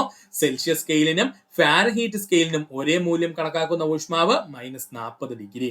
ഫാരൻഹീറ്റ് സ്കെയിലിനും കെൽവിൻ സ്കെയിലിനും ഒരേ മൂല്യം കാണിക്കുന്ന ഊഷ്മാവ് 574.25 ആണ്. പഠിച്ചോളെ, ഫാരൻഹീറ്റ് സ്കെയിലിനും കെൽവിൻ സ്കെയിലിനും ഒരേ മൂല്യം കണക്കാക്കുന്ന അല്ലെങ്കിൽ കാണിക്കുന്ന ഊഷ്മാവ് ഏതാണ്? 574.25 ഫാരൻഹീറ്റ് അല്ലെങ്കിൽ കെൽവിൻ ആണ്. സെൽഷ്യസ് സ്കെയിലിനും കെൽവിൻ സ്കെയിലിനും ഒരിക്കലും ഊഷ്മാവ് തുല്യമായി കണക്കാക്കാൻ കഴിയില്ല. ഡിഗ്രി സെൽഷ്യസിന്റെ സ്കെയിലിലും അതുപോലെ എന്താണ് കെൽവിൻ സ്കെയിലിലും ഒരിക്കലും ഒരു തുല്യമായിട്ടൊരു ഊഷ്മാവ് ഉണ്ടാകില്ല. സെൽഷ്യസ് സ്കെയിലിലും കെൽവിൻ സ്കെയിലിലും തുല്യമായ താപനിലയിലെ വ്യത്യാസം എപ്പോഴും 1 യൂണിറ്റ് ആയിരിക്കും. അതായത് നിങ്ങൾ ഏതൊരു ഡിഗ്രി സെൽഷ്യസ് എടുത്തോട്ടെ, അതിനെ കെൽവിനോട്ട് മാറ്റിയാലും എന്താണ് 1 യൂണിറ്റിന്റെ വ്യത്യാസം അവിടെ എപ്പോഴും ഉണ്ടായിക്കൊണ്ടിരിക്കും. അതാണ് ആ 273.15 എന്ന് പറഞ്ഞത്. അതിന്റെ ഒരു വ്യത്യാസം അല്ലെങ്കിൽ ആ 1 യൂണിറ്റിന്റെ വ്യത്യാസം എപ്പോഴും എന്താണ് ഇങ്ങനെ ഉണ്ടായിക്കൊണ്ടിരിക്കും. അപ്പോൾ ഒരിക്കലും കെൽവിൻ സ്കെയിലും അതുപോലെ ഡിഗ്രി സെൽഷ്യസ് സ്കെയിലും ഒരൊറ്റ വാല്യൂവിൽ എത്തില്ല എന്ന് സുഹൃത്തുക്കൾ പഠിച്ചു വെക്കുക. പക്ഷേ ഫാരൻഹീറ്റ് എത്തും. എത്രയില്ല? 574.25 എന്നുള്ളൊരു ഫാരൻഹീറ്റ് എടുത്തിട്ട് നിങ്ങൾ കെൽവിനിലോട്ടൊന്ന് കൺവേർട്ട് ചെയ്ത് നോക്കുക. കൃത്യമായിട്ട് 574.25 അല്ലെങ്കിൽ 20 എന്നൊക്കെ പറഞ്ഞിട്ട് ഉത്തരം ലഭിക്കും. എന്തായിരുന്നാലും 574 എന്ന് പറയുന്ന കോൺസ്റ്റന്റ് വാല്യൂവിൽ നിൽക്കും. അതുകൊണ്ട് സുഹൃത്തുക്കൾ ആ പോയിന്റ് കൂടെ പഠിച്ചു വെക്കുക. 27ാമത്തെ ചോദ്യം, ചലനവുമായി ബന്ധപ്പെട്ട ശരിയായ സമവാക്യം ഏതെന്നാണ് ചോദിച്ചിരിക്കുന്നത്. ഇതിൽ ഏതാ സുഹൃത്തുക്കളെ ചലനവുമായി ബന്ധപ്പെട്ട ശരിയായ സമവാക്യം? U square is equal to v square minus 2as ആണ്. U square minus v square is equal to 2as ആണ്. അപ്പോൾ നമുക്ക് പ്രധാനപ്പെട്ട ചലന സമവാക്യങ്ങളൊന്ന് നോക്കാം. ചലനവുമായി ബന്ധപ്പെട്ട ആദ്യ സമവാക്യമാണ്. ചലനത്തിന്റെ ആദ്യ സമവാക്യം വേഗത, സമയം, ത്വരണം എന്നിവയെ ബന്ധിപ്പിക്കുന്നു. എന്തിന്റെയൊക്കെയാണ്? വേഗത, സമയം, ത്വരണം എന്നിവയെ ബന്ധിപ്പിക്കുന്ന സമവാക്യമാണ് ചലനവുമായി ബന്ധപ്പെട്ട ആദ്യത്തെ സമവാക്യം. നമ്മൾ 10ാം ക്ലാസ്സിലൊക്കെ പഠിച്ച സംഭവമാണ്, വേറൊന്നുമില്ല. V is equal to u plus AT എന്നാണ് പറയുന്നത്. ഇതിൽ വി എന്ന് പറഞ്ഞു കഴിഞ്ഞാൽ അവസാനത്തെ പ്രവേഗം, യു എന്ന് പറഞ്ഞു കഴിഞ്ഞാൽ പ്രാരംഭ പ്രവേഗം. അപ്പോൾ വി എന്ന് പറഞ്ഞു കഴിഞ്ഞാൽ അവസാന വേഗത അല്ലെങ്കിൽ അന്ത്യ പ്രവേഗം എന്നൊക്കെ നമ്മൾ പറയും. യു എന്ന് പറഞ്ഞു കഴിഞ്ഞാൽ പ്രാരംഭ വേഗത അഥവാ നമ്മൾ എന്താണ് ആദ്യ പ്രവേഗം എന്നൊക്കെ പറയും. എ എന്ന് പറഞ്ഞു കഴിഞ്ഞാൽ ത്വരണമാണ്. എ എന്ന് പറഞ്ഞു കഴിഞ്ഞാൽ ത്വരണം. ടി എന്ന് പറഞ്ഞു കഴിഞ്ഞാൽ എടുത്ത സമയം. ഇത്രയും ഡേറ്റാസ് നമുക്ക് തന്നിട്ടുണ്ടെങ്കിൽ ഇതിൽ ഏത് വേണോ നമുക്ക് കണ്ടുപിടിക്കാം. അപ്പോൾ വേഗതയെയും സമയത്തെയും ത്വരണത്തെയും തമ്മിൽ ബന്ധിപ്പിക്കുന്ന ചലന സമവാക്യമാണ് ഒന്നാം ചലന സമവാക്യം. അതെന്താ? V is equal to u plus AT എന്നാണ്. ചലനവുമായി ബന്ധപ്പെട്ട രണ്ടാമത്തെ സമവാക്യം. ചലനത്തിന്റെ രണ്ടാം സമവാക്യം ചലനസ്ഥാനം, വേഗത, ത്വരണം, സമയം എന്നിവയെ ബന്ധിപ്പിക്കുന്നു. അതായത് എക്സ്ട്രാ ആയിട്ട് ഒരു ഡിസ്പ്ലേസ്മെന്റിലൂടെ വന്നിരിക്കുന്നു എന്നർത്ഥം കേട്ടോ. അപ്പോൾ ചലനത്തിന്റെ രണ്ടാം സമവാക്യം ആരെയൊക്കെയാ ബന്ധിപ്പിക്കുന്നത്? സ്ഥാനചലനം, വേഗത, ത്വരണം, സമയം എന്നിവയെ ബന്ധിപ്പിക്കുന്നു. നമ്മുടെ ഇക്വേഷൻ എന്താ? S equal to UT plus half AT square എന്നാണ് കേട്ടോ. S equal to UT plus half AT square എന്നാണ് നമ്മുടെ ഇക്വേഷൻ. ഇതിൽ S എന്ന് വെച്ച് കഴിഞ്ഞാൽ സ്ഥാനാന്തരം അഥവാ ഡിസ്പ്ലേസ്മെന്റ് നമുക്ക് പറയാം. അതിന്റെ എസ്സിൽ നമ്മൾ പറയാറുണ്ട്. അവസാന വേഗതയാണ് V, ആദ്യ പ്രാരംഭ വേഗതയാണ് U എന്ന് പറയുന്നത്. A എന്ന് പറയുന്നത് നേരത്തെ പോലെ ത്വരണം തന്നെ. T എന്ന് പറഞ്ഞു കഴിഞ്ഞാൽ എടുത്ത സമയമാണ്. അപ്പോൾ സ്ഥാനാന്തരം അഥവാ ഡിസ്പ്ലേസ്മെന്റിനെയും വേഗതയെയും ത്വരണത്തെയും സമയത്തെയും തമ്മിൽ ബന്ധിപ്പിക്കുന്ന സമവാക്യമാണ് നമ്മുടെ ചലനത്തിന്റെ രണ്ടാം സമവാക്യം. സമവാക്യം എന്താ? S equal to UT plus half AT square എന്നാണ്. ഇനി നമുക്ക് ഫിസിക്സ് മേഖലയിലെ ഒരു ടോപ്പിക്കാണ് നോക്കാൻ പോകുന്നത്. ഗതികോർജത്തെ പറ്റിയാണ് നമ്മൾ നോക്കുന്നത്. ശ്രദ്ധിക്കുക, ഗതികോർജം PSCയുടെ ഒത്തിരി ക്വസ്റ്റ്യൻ പേപ്പർ ഇപ്പൊ കാണാറുണ്ട്, ഗതികോർജവും സ്ഥിതികോർജവും. അതുകൊണ്ട് ആ ടോപ്പിക്സ് നമുക്കൊന്ന് പഠിച്ചു തീർക്കാം. യാന്ത്രികോർജം രണ്ടു തരമുണ്ട്. അതാണ് ഗതികോർജവും സ്ഥിതികോർജവും. യാന്ത്രികോർജം എന്ന് പറഞ്ഞാൽ മെക്കാനിക്കൽ എനർജി കേട്ടോ. അപ്പോൾ ഈ മെക്കാനിക്കൽ എനർജി അഥവാ യാന്ത്രികോർജത്തെ രണ്ടു തരത്തിൽ നമുക്ക് പറയാം. ഒന്ന് ഗതികോർജവും മറ്റൊന്ന് സ്ഥിതികോർജവും. ഒരു വസ്തുവിന് അതിന്റെ ചലനം കൊണ്ടുണ്ടാകുന്ന ഊർജമാണ് ഗതികോർജം എന്നറിയപ്പെടുന്നത്. ഒരു വസ്തുവിന് അതിന്റെ ചലനം കൊണ്ട് ലഭ്യമാകുന്ന അല്ലെങ്കിൽ ഉണ്ടാകുന്ന ഊർജത്തെ അറിയപ്പെടുന്ന പേരെന്താ? ഗതികോർജം എന്ന്. ഗതികോർജത്തിന് നമ്മൾ ഇംഗ്ലീഷ് വിളിക്കുന്ന പേരാണ് കൈനറ്റിക് എനർജി കേട്ടോ. ഗതികോർജത്തിന് നമ്മൾ ഇംഗ്ലീഷ് വിളിക്കുന്ന പേരാണ് കൈനറ്റിക് എനർജി. കൈനറ്റിക് എനർജി കണ്ടുപിടിക്കുവാൻ ഉപയോഗിക്കുന്ന ഇക്വേഷൻ ആണ് ഹാഫ് mv സ്ക്വയർ. ഈ ഇക്വേഷൻ PSC ചോദിച്ചിട്ടുണ്ട്. അപ്പോൾ ഗതികോർജം ഇംഗ്ലീഷിൽ പറയപ്പെടുന്ന പേരെന്താണ്? കൈനറ്റിക് എനർജി എന്നാണ്. അപ്പോൾ ഗതികോർജം കണ്ടുപിടിക്കാൻ ഉപയോഗിക്കുന്ന സമവാക്യം അല്ലെങ്കിൽ സൂത്രവാക്യം എന്താണ്? ഹാഫ് mv സ്ക്വയർ എന്നാണ്. ഇതിൽ m എന്ന് പറഞ്ഞു കഴിഞ്ഞാൽ വസ്തുവിന്റെ പിണ്ഡത്തെ സൂചിപ്പിക്കുന്നു. v എന്ന് പറഞ്ഞു കഴിഞ്ഞാൽ വസ്തുവിന്റെ പ്രവേഗത്തെ സൂചിപ്പിക്കുന്നു. അപ്പോൾ ഹാഫ് mv സ്ക്വയർ എന്നുള്ള ഗതികോർജത്തിന്റെ ഇക്വേഷനിൽ m എന്ന് പറയുന്നത് വസ്തുവിന്റെ പിണ്ഡം അഥവാ മാസിനെ സൂചിപ്പിക്കുന്നു. v എന്ന് പറയുന്നത് പ്രവേഗത്തിനെ സൂചിപ്പിക്കുന്നു. ഒരു വസ്തുവിന്റെ ഗതികോർജത്തെ സ്വാധീനിക്കുന്ന ഘടകങ്ങൾ പിണ്ഡവും പ്രവേഗവുമാണ്. ഒരു വസ്തുവിന്റെ ഗതികോർജത്തെ സ്വാധീനിക്കുന്ന ഘടകങ്ങൾ എന്ന് പറഞ്ഞു കഴിഞ്ഞാൽ പിണ്ഡം അഥവാ മാസും പ്രവേഗവുമാണ്. വസ്തുവിന്റെ പിണ്ഡവും വേഗതയും കൂടുന്നതിനനുസരിച്ച് ഗതികോർജം കൂടുന്നു. ഇമ്പോർട്ടന്റ് ആണ്. വസ്തുവിന്റെ പിണ്ഡം അഥവാ മാസും വേഗതയും കൂടുന്നതിനനുസരിച്ച് ഗതികോർജം കൂടുന്നു.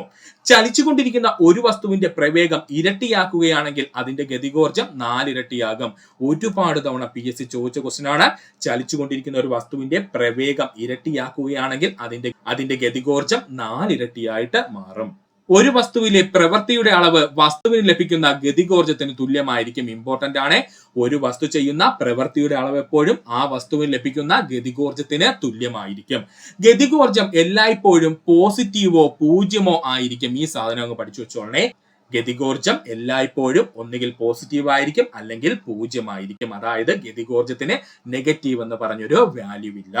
ഗതികോർജവും ആക്കവും തമ്മിലുള്ള സമവാക്യമാണ് K is equal to P square by 2m. ഓർക്കുക, ഗതികോർജവും ആക്കവും തമ്മിലുള്ള സമവാക്യം എന്തെന്ന് ചോദിച്ചാൽ K is equal to P square by 2m ആണ്. ഇതിൽ m എന്ന് പറഞ്ഞാൽ എന്തിനെ സൂചിപ്പിക്കുന്നു? മാസ് അഥവാ പിണ്ഡത്തെ സൂചിപ്പിക്കുന്നു. പായുന്ന ബുള്ളറ്റ്, ഉരുളുന്ന കല്ല്, വീഴുന്ന വസ്തുക്കൾ, ഒഴുകുന്ന ജലം, ഭൂമിയിലേക്ക് പതിക്കുന്ന ഉൽക്ക എന്നിവയിലെ ഊർജം ചോദിച്ചാൽ അത് ഗതികോർജമാണ്. ഈ പറഞ്ഞിരിക്കുന്ന എല്ലാ എക്സാമ്പിളും PSC ചോദിച്ചതാണ് കേട്ടോ. പായുന്ന ബുള്ളറ്റ്, ഉരുളുന്ന കല്ല്, വീഴുന്ന വസ്തുക്കള്, ഒഴുകുന്ന ജലം, ഭൂമിയിലേക്ക് പതിക്കുന്ന ഉൽക്ക എന്നിവയിലെല്ലാം അടങ്ങിയിരിക്കുന്ന ഊർജ്ജ രൂപം എന്താണ്? ഗതികോർജമാണ്. അടുത്തതാണ് സ്ഥിതികോർജം. ഗതികോർജം പഠിച്ചു കഴിഞ്ഞാൽ ഉറപ്പായിട്ടും നമ്മൾ സ്ഥിതികോർജം അറിഞ്ഞിരിക്കണം. ഇത് രണ്ടും മാറി മാറി ഇങ്ങനെ PSC ചോദിക്കും. അപ്പൊ നമുക്ക് നോക്കാം സ്ഥിതികോർജം. സ്ഥാനം കൊണ്ടും രൂപമാറ്റം കൊണ്ടും വസ്തുവിന് ലഭിക്കുന്ന ഊർജമാണ് സ്ഥിതികോർജം. സ്ഥാനം കൊണ്ടും രൂപമാറ്റം അഥവാ സ്ട്രെയിൻ കൊണ്ടും വസ്തുവിന് ലഭിക്കുന്ന ഊർജമാണ് സ്ഥിതികോർജം. സ്ഥിതികോർജം കണ്ടെത്തുവാനുള്ള സമവാക്യമാണ് mgh. സ്ഥിതികോർജം കണ്ടെത്തുവാനുള്ള സമവാക്യം എന്താണ്? mgh ആണ്. ഇതിൽ m എന്ന് പറഞ്ഞു കഴിഞ്ഞാൽ മാസ് അഥവാ വസ്തുവിന്റെ പിണ്ഡം, g എന്ന് പറഞ്ഞു കഴിഞ്ഞാൽ ഭൂഗുരുത്വം മൂലമുണ്ടാകുന്ന ത്വരണമാണ്, h എന്ന് പറഞ്ഞാൽ ഉയരം അഥവാ ഹൈറ്റ് ആണ്. ഓർക്കണം, സ്ഥിതികോർജം കണ്ടെത്താനുള്ള ഇക്വേഷൻ എന്താണ്? mgh ആണ്. ഇതിൽ m എന്ന് പറഞ്ഞു കഴിഞ്ഞാൽ വസ്തുവിന്റെ പിണ്ഡം അഥവാ മാസിനെ സൂചിപ്പിക്കുന്നു. സ്മോൾ g എന്ന് പറഞ്ഞു കഴിഞ്ഞാൽ ഭൂഗുരുത്വം മൂലം ഉണ്ടാകുന്ന ത്വരണം അല്ലെങ്കിൽ ആക്സിലറേഷൻ ഡ്യൂ ടു ഗ്രാവിറ്റി എന്ന് നമുക്ക് പറയാം. അതുപോലെ h എന്ന് പറഞ്ഞു കഴിഞ്ഞാൽ ഹൈറ്റ് അഥവാ ഉയരമാണ്. തറയിലിരിക്കുന്ന ഒരു വസ്തുവിന്റെ സ്ഥിതികോർജം ചോദിച്ചാൽ എന്തായിരിക്കും? 0 ആയിരിക്കും. കാരണം എന്താണ്? h അഥവാ ഹൈറ്റ് എന്താണ്? 0 ആയതുകൊണ്ട് ഈ തന്നിരിക്കുന്ന മുഴുവൻ ഇക്വേഷൻ അഥവാ mgh എന്ന് പറയുന്ന മുഴുവൻ ഇക്വേഷനും 0 ആയി പോകും. അതുകൊണ്ടാണ് തറയിലിരിക്കുന്ന ഒരു വസ്തുവിന്റെ സ്ഥിതികോർജം ചോദിച്ചാൽ എത്രയാണത്? 0 ആയിരിക്കും.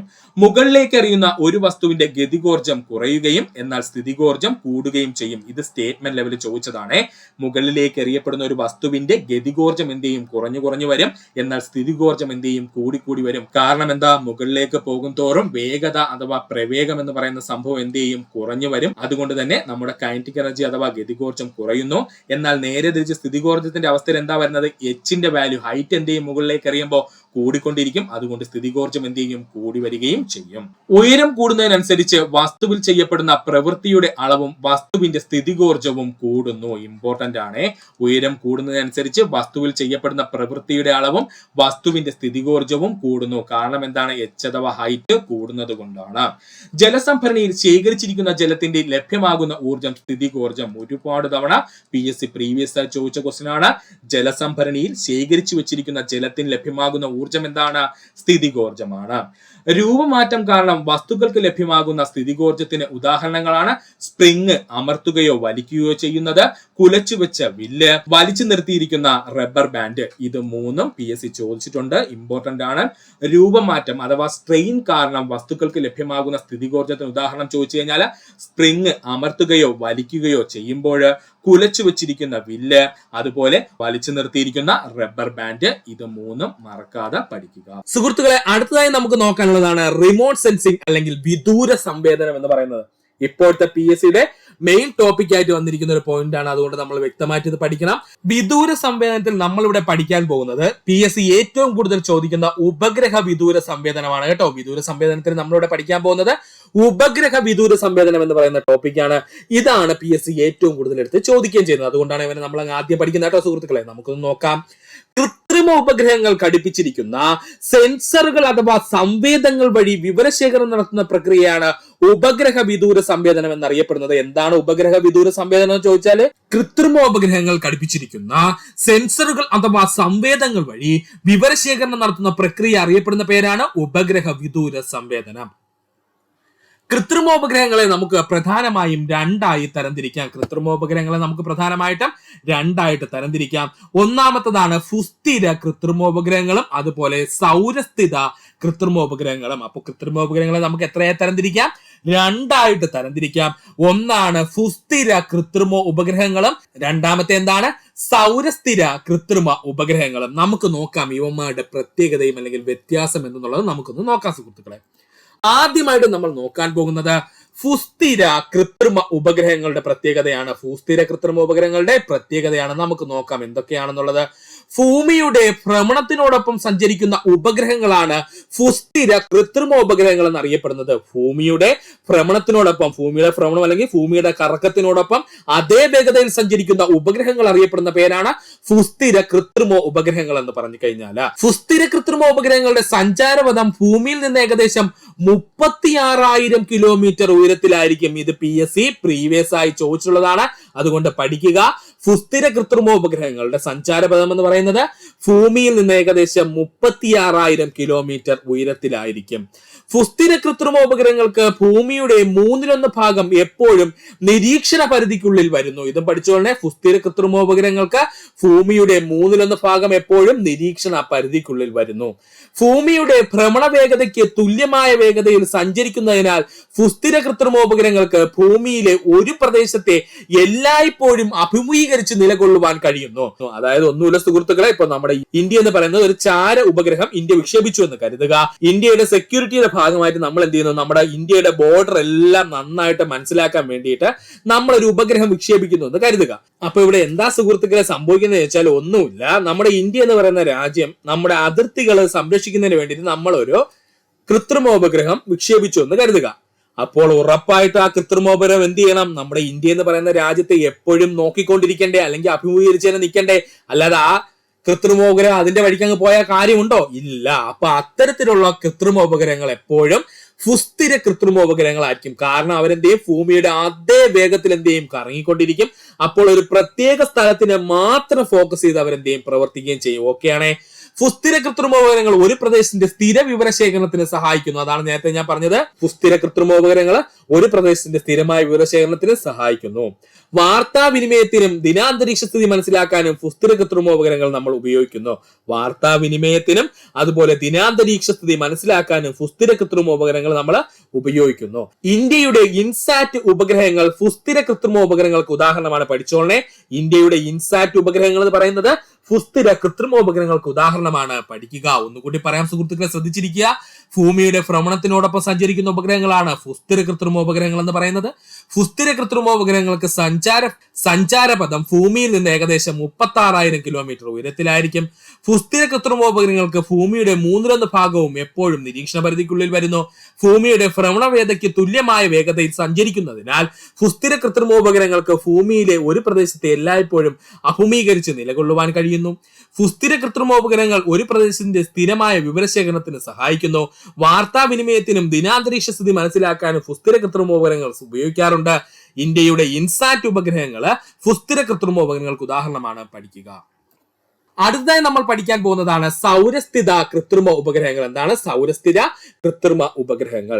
ധ്രുവങ്ങൾക്ക് മുകളിലൂടെ ഭൂമിയെ വലം വയ്ക്കുന്ന കൃത്രിമ ഉപഗ്രഹങ്ങളാണ് സൗരസ്ഥിത കൃത്രിമ ഉപഗ്രഹങ്ങൾ എന്നറിയപ്പെടുന്നത്. ധ്രുവങ്ങൾക്ക് മുകളിലൂടെ ഭൂമിയെ വലം വയ്ക്കുന്ന കൃത്രിമ ഉപഗ്രഹങ്ങൾ അറിയപ്പെടുന്ന പേരാണ് സൗരസ്ഥിത കൃത്രിമ ഉപഗ്രഹങ്ങൾ. സൗരസ്ഥിത കൃത്രിമോപഗ്രഹങ്ങൾ സഞ്ചാരപഥം ഭൗമോപരിതലത്തിൽ നിന്നും ഏകദേശം 900 കിലോമീറ്റർ ഉയരത്തിലായിരിക്കും സ്ഥിതി ചെയ്യുന്നത്. സൗരസ്ഥിത കൃത്രിമോപഗ്രഹങ്ങളുടെ സഞ്ചാരപഥം ഭൗമോപരിതലത്തിൽ നിന്നും ഏകദേശം 900 കിലോമീറ്റർ ഉയരത്തിലായിരിക്കും സ്ഥിതി ചെയ്യുന്നത്. സൗരസ്ഥിത കൃത്രിമോപഗ്രഹങ്ങൾക്ക് കുറഞ്ഞ നിരീക്ഷണ പരിധിയാണ്. സൗരസ്ഥിത കൃത്രിമോപഗ്രഹങ്ങൾക്ക് കുറഞ്ഞ നിരീക്ഷണ പരിധിയായിരിക്കും. കൃത്യമായ ഇടവേളകളിൽ ഒരു പ്രദേശത്തിന്റെ ആവർത്തിച്ചുള്ള വിവരശേഖരണത്തിന് ഉപയോഗിക്കുന്നത് സൗരസ്ഥിത കൃത്രിമോപഗ്രഹങ്ങളാണ്. കൃത്യമായ ഇടവേളകളിൽ ഒരു പ്രദേശത്തിന്റെ ആവർത്തിച്ചുള്ള വിവരശേഖരണത്തിന് ഉപയോഗിക്കുന്നത് സൗരസ്ഥിത കൃത്രിമോപഗ്രഹങ്ങളാണ്. പ്രകൃതി വിഭവങ്ങൾ, ഭൂവിനിയോഗം, ഭൂഗർഭജലം മുതലായവയെ കുറിച്ചുള്ള വിവരശേഖരണത്തിന് സൗരസ്ഥിത കൃത്രിമോപഗ്രഹങ്ങൾ ഉപയോഗിക്കുന്നു. പ്രകൃതി വിഭവങ്ങള്, ഭൂവിനിയോഗം, ഭൂഗർഭജലം മുതലായവയെ കുറിച്ചുള്ള വിവരശേഖരണത്തിന് സൗരസ്ഥിത കൃത്രിമോപഗ്രഹങ്ങൾ ഉപയോഗിക്കുന്നു. വിദൂര സംവേദനത്തിന് കൂടുതലായി ഉപയോഗിക്കുന്ന ഉപഗ്രഹങ്ങളാണ് സൗരസ്ഥിത കൃത്രിമോപഗ്രഹങ്ങൾ. പഠിക്കുക. വിദൂര സംവേദനത്തിന് കൂടുതലായി ഉപയോഗിക്കുന്ന ഉപഗ്രഹങ്ങൾ എന്ന് ചോദിച്ചാൽ അത് സൗരസ്ഥിര കൃത്രിമ ഉപഗ്രഹങ്ങളാണ്. IRS, ലാൻഡ്സാറ്റ് തുടങ്ങിയ ഉപഗ്രഹങ്ങൾ സൗരസ്ഥിത ഉപഗ്രഹങ്ങൾക്ക് ഉദാഹരണമാണ്. പഠിക്കുക. IRS, ലാൻഡ്സാറ്റ് തുടങ്ങിയ ഉപഗ്രഹങ്ങൾ സൗരസ്ഥിത കൃത്രിമോപഗ്രഹങ്ങൾക്ക് ഉദാഹരണമാണ്. ഒന്നുകൂടി പറയാൻ സുഹൃത്തുക്കളെ, ശ്രദ്ധിക്കുക. ധ്രുവങ്ങൾക്ക് മുകളിലൂടെ ഭൂമിയെ വലം വയ്ക്കുന്ന കൃത്രിമ ഉപഗ്രഹങ്ങളാണ് സൗരസ്ഥിത കൃത്രിമോപഗ്രഹങ്ങൾ എന്ന് പറയുന്നത്. സൗരസ്ഥിത കൃത്രിമോപഗ്രഹങ്ങൾ സഞ്ചാരപഥം ഭൗമോപരിതലത്തിൽ നിന്നും ഏകദേശം 900 കിലോമീറ്റർ ഉയരത്തിലാണ് സ്ഥിതി ചെയ്യുന്നത്. സൗരസ്ഥിത കൃത്രിമോപഗ്രഹങ്ങൾക്ക് കുറഞ്ഞ നിരീക്ഷണ പരിധിയാണ് ഉള്ളത്. കൃത്യമായ ഇടവേളകളിൽ ഒരു പ്രദേശത്തിന്റെ ആവർത്തിച്ചുള്ള വിവരശേഖരണത്തിന് ഉപയോഗിക്കുന്നത് സൗരസ്ഥിത കൃത്രിമോപഗ്രഹങ്ങളാണ്. പ്രകൃതി വിഭവങ്ങൾ, ഭൂവിനിയോഗം, ഭൂഗർഭജലം മുതലായവയെ കുറിച്ചുള്ള വിവരശേഖരണത്തിന് സൗരസ്ഥിര കൃത്രിമോപഗ്രഹങ്ങൾ ഉപയോഗിക്കുന്നു. വിദൂര സംവേദനത്തിന് കൂടുതലായി ഉപയോഗിക്കുന്ന ഉപഗ്രഹങ്ങളാണ് സൗരസ്ഥിത കൃത്രിമോപഗ്രഹങ്ങൾ. IRS, ലാൻഡ്സാറ്റ് തുടങ്ങിയ ഉപഗ്രഹങ്ങൾ സൗരസ്ഥിത കൃത്രിമോപഗ്രഹങ്ങൾക്ക് ഉദാഹരണമാണ്. പഠിക്കുക. ഉപഗ്രഹ വിദൂര സംവേദനവുമായി ബന്ധപ്പെട്ട വാക്കുകളാണ് നമ്മൾ ഇനി നോക്കാൻ പോകുന്നത്. ഇതിൽ ചിലതൊക്കെ PSC പ്രീവിയസ് ആയി ചോദിച്ചുള്ളതാണ്. നമുക്ക് നോക്കാം ഉപഗ്രഹ വിദൂര സംവേദനവുമായി ബന്ധപ്പെട്ട വാക്കുകൾ. ആദ്യത്തേതാണ് സ്പെക്ട്രൽ സിഗ്നേച്ചർ. എന്താണ് സ്പെക്ട്രൽ സിഗ്നേച്ചർ? ഭൂമിയിലുള്ള ഓരോ വസ്തുക്കളും പ്രതിഫലിപ്പിക്കുന്ന ഊർജത്തിന്റെ അളവിനെ ആ വസ്തുവിന്റെ സ്പെക്ട്രൽ സിഗ്നേച്ചർ എന്നറിയപ്പെടുന്നു. ഭൂമിയിലുള്ള ഓരോ വസ്തുക്കളും പ്രതിഫലിപ്പിക്കുന്ന ഊർജത്തിന്റെ അളവിനെ ആ വസ്തുവിന്റെ സ്പെക്ട്രൽ സിഗ്നേച്ചർ എന്നറിയപ്പെടുന്നു. ഭൗമോപരിതലത്തിലെ ഓരോ വസ്തുക്കളുടെയും വൈദ്യുത കാന്തിക വികിരണങ്ങൾ പ്രതിഫലിപ്പിക്കുന്നത് വ്യത്യസ്ത അളവിലായിരിക്കുകയും അതോടുകൂടി നമുക്ക് ആ വസ്തുവിനെ തിരിച്ചറിയാനും കഴിയും. എക്സാമ്പിൾ ആയിട്ട് പറഞ്ഞു കഴിഞ്ഞാൽ നമ്മുടെ സമുദ്രത്തിന്റെ സ്പെക്ട്രൽ സിഗ്നേച്ചർ ആയിരിക്കത്തില്ല ചിലപ്പോൾ ഒരു ഗ്ലേഷ്യറിന്റെ അല്ലെങ്കിൽ ഹിമാലയയുടെ സ്പെക്ട്രൽ സിഗ്നേച്ചർ എന്ന് പറയുന്നത്. അത് കണക്കായിരിക്കില്ല ഒരു നദിയുടെ സ്പെക്ട്രൽ സിഗ്നേച്ചർ എന്ന് പറയുന്നത്, അല്ലെങ്കിൽ ഒരു വനത്തിന്റെ സ്പെക്ട്രൽ സിഗ്നേച്ചർ എന്ന് പറയുന്നത്. ഇതൊക്കെ എന്ത് ചെയ്യും, ഇങ്ങനെ വസ്തുക്കൾക്കനുസരിച്ച്, ഭൂമിയിലെ വസ്തുക്കൾക്കനുസരിച്ച് മാറിക്കൊണ്ടിരിക്കും. അപ്പോ എന്താണ് സ്പെക്ട്രൽ സിഗ്നേച്ചർ എന്ന് ചോദിച്ചാൽ ഭൂമിയിലുള്ള ഓരോ വസ്തുക്കളും പ്രതിഫലിപ്പിക്കുന്ന ഊർജത്തിന്റെ അളവിനെ ആ വസ്തുവിന്റെ സ്പെക്ട്രൽ സിഗ്നേച്ചർ എന്നറിയപ്പെടുന്നു. ഭൗമോപരിതലത്തിലെ ഓരോ വസ്തുക്കളിലും വൈദ്യുത കാന്തിക വികിരണങ്ങൾ പ്രതിഫലിപ്പിക്കുന്നത് വ്യത്യസ്ത അളവിലായിരിക്കും. പഠിക്കുക. ഉപഗ്രഹ ചിത്രങ്ങളാണ് നമ്മൾ ഇനി നോക്കാൻ പോകുന്നത്. കൃത്രിമ ഉപഗ്രഹങ്ങളിൽ ഘടിപ്പിച്ചിട്ടുള്ള സെൻസറുകൾ ഭൂതലത്തിലെ വിവിധ വസ്തുക്കളെ അവയുടെ സ്പെക്ട്രൽ സിഗ്നേച്ചറിന്റെ അടിസ്ഥാനത്തിൽ തിരിച്ചറിയുകയും വിവരങ്ങൾ സംഖ്യാരൂപത്തിൽ ഭൂതല കേന്ദ്രങ്ങളിലേക്ക് എത്തിക്കുകയും ചെയ്യുന്നു. അവ കമ്പ്യൂട്ടറിന്റെ സഹായത്താൽ വ്യാഖ്യാനിച്ച് ചിത്രരൂപത്തിലാക്കുകയും ചെയ്യുന്നു. ഇതിനെയാണ് ഉപഗ്രഹ ചിത്രങ്ങൾ എന്ന് അറിയപ്പെടുന്നത്. അപ്പോൾ എന്താണ് ഉപഗ്രഹ ചിത്രങ്ങൾ എന്ന് ചോദിച്ചു കഴിഞ്ഞാൽ കൃത്രിമ ഉപഗ്രഹങ്ങളിൽ ഘടിപ്പിച്ചിട്ടുള്ള സെൻസറുകൾ ഭൂതലത്തിലെ വിവിധ വസ്തുക്കളെ അവയുടെ സ്പെക്ട്രൽ സിഗ്നേച്ചറിന്റെ അടിസ്ഥാനത്തിൽ തിരിച്ചറിയുകയും വിവരങ്ങൾ സംഖ്യാരൂപത്തിൽ ഭൂതല കേന്ദ്രങ്ങളിലേക്ക് എത്തിക്കുകയും ചെയ്യുന്നു. അവ കമ്പ്യൂട്ടർ സഹായത്താൽ വ്യാഖ്യാനിച്ച് ചിത്രരൂപത്തിലാക്കുകയും ചെയ്യുന്നു. ഇതിനെയാണ് ഉപഗ്രഹ ചിത്രങ്ങൾ എന്ന പേരിൽ അറിയപ്പെടുന്നത്. അടുത്തതാണ് സ്പെഷ്യൽ റെസൊല്യൂഷൻ.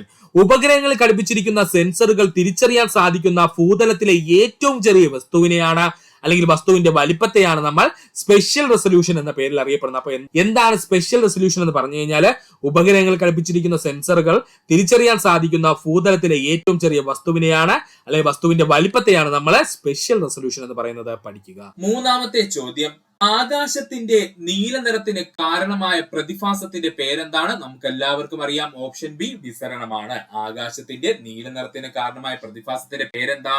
വിസരണമാണ്. സിനിമാ ഹാളിൽ സിനിമാ പ്രദർശനത്തിന് സഹായിക്കുന്ന പ്രകാശ പ്രതിഭാസം ചോദിച്ചാൽ അത് പ്രതിപതനമാണ്.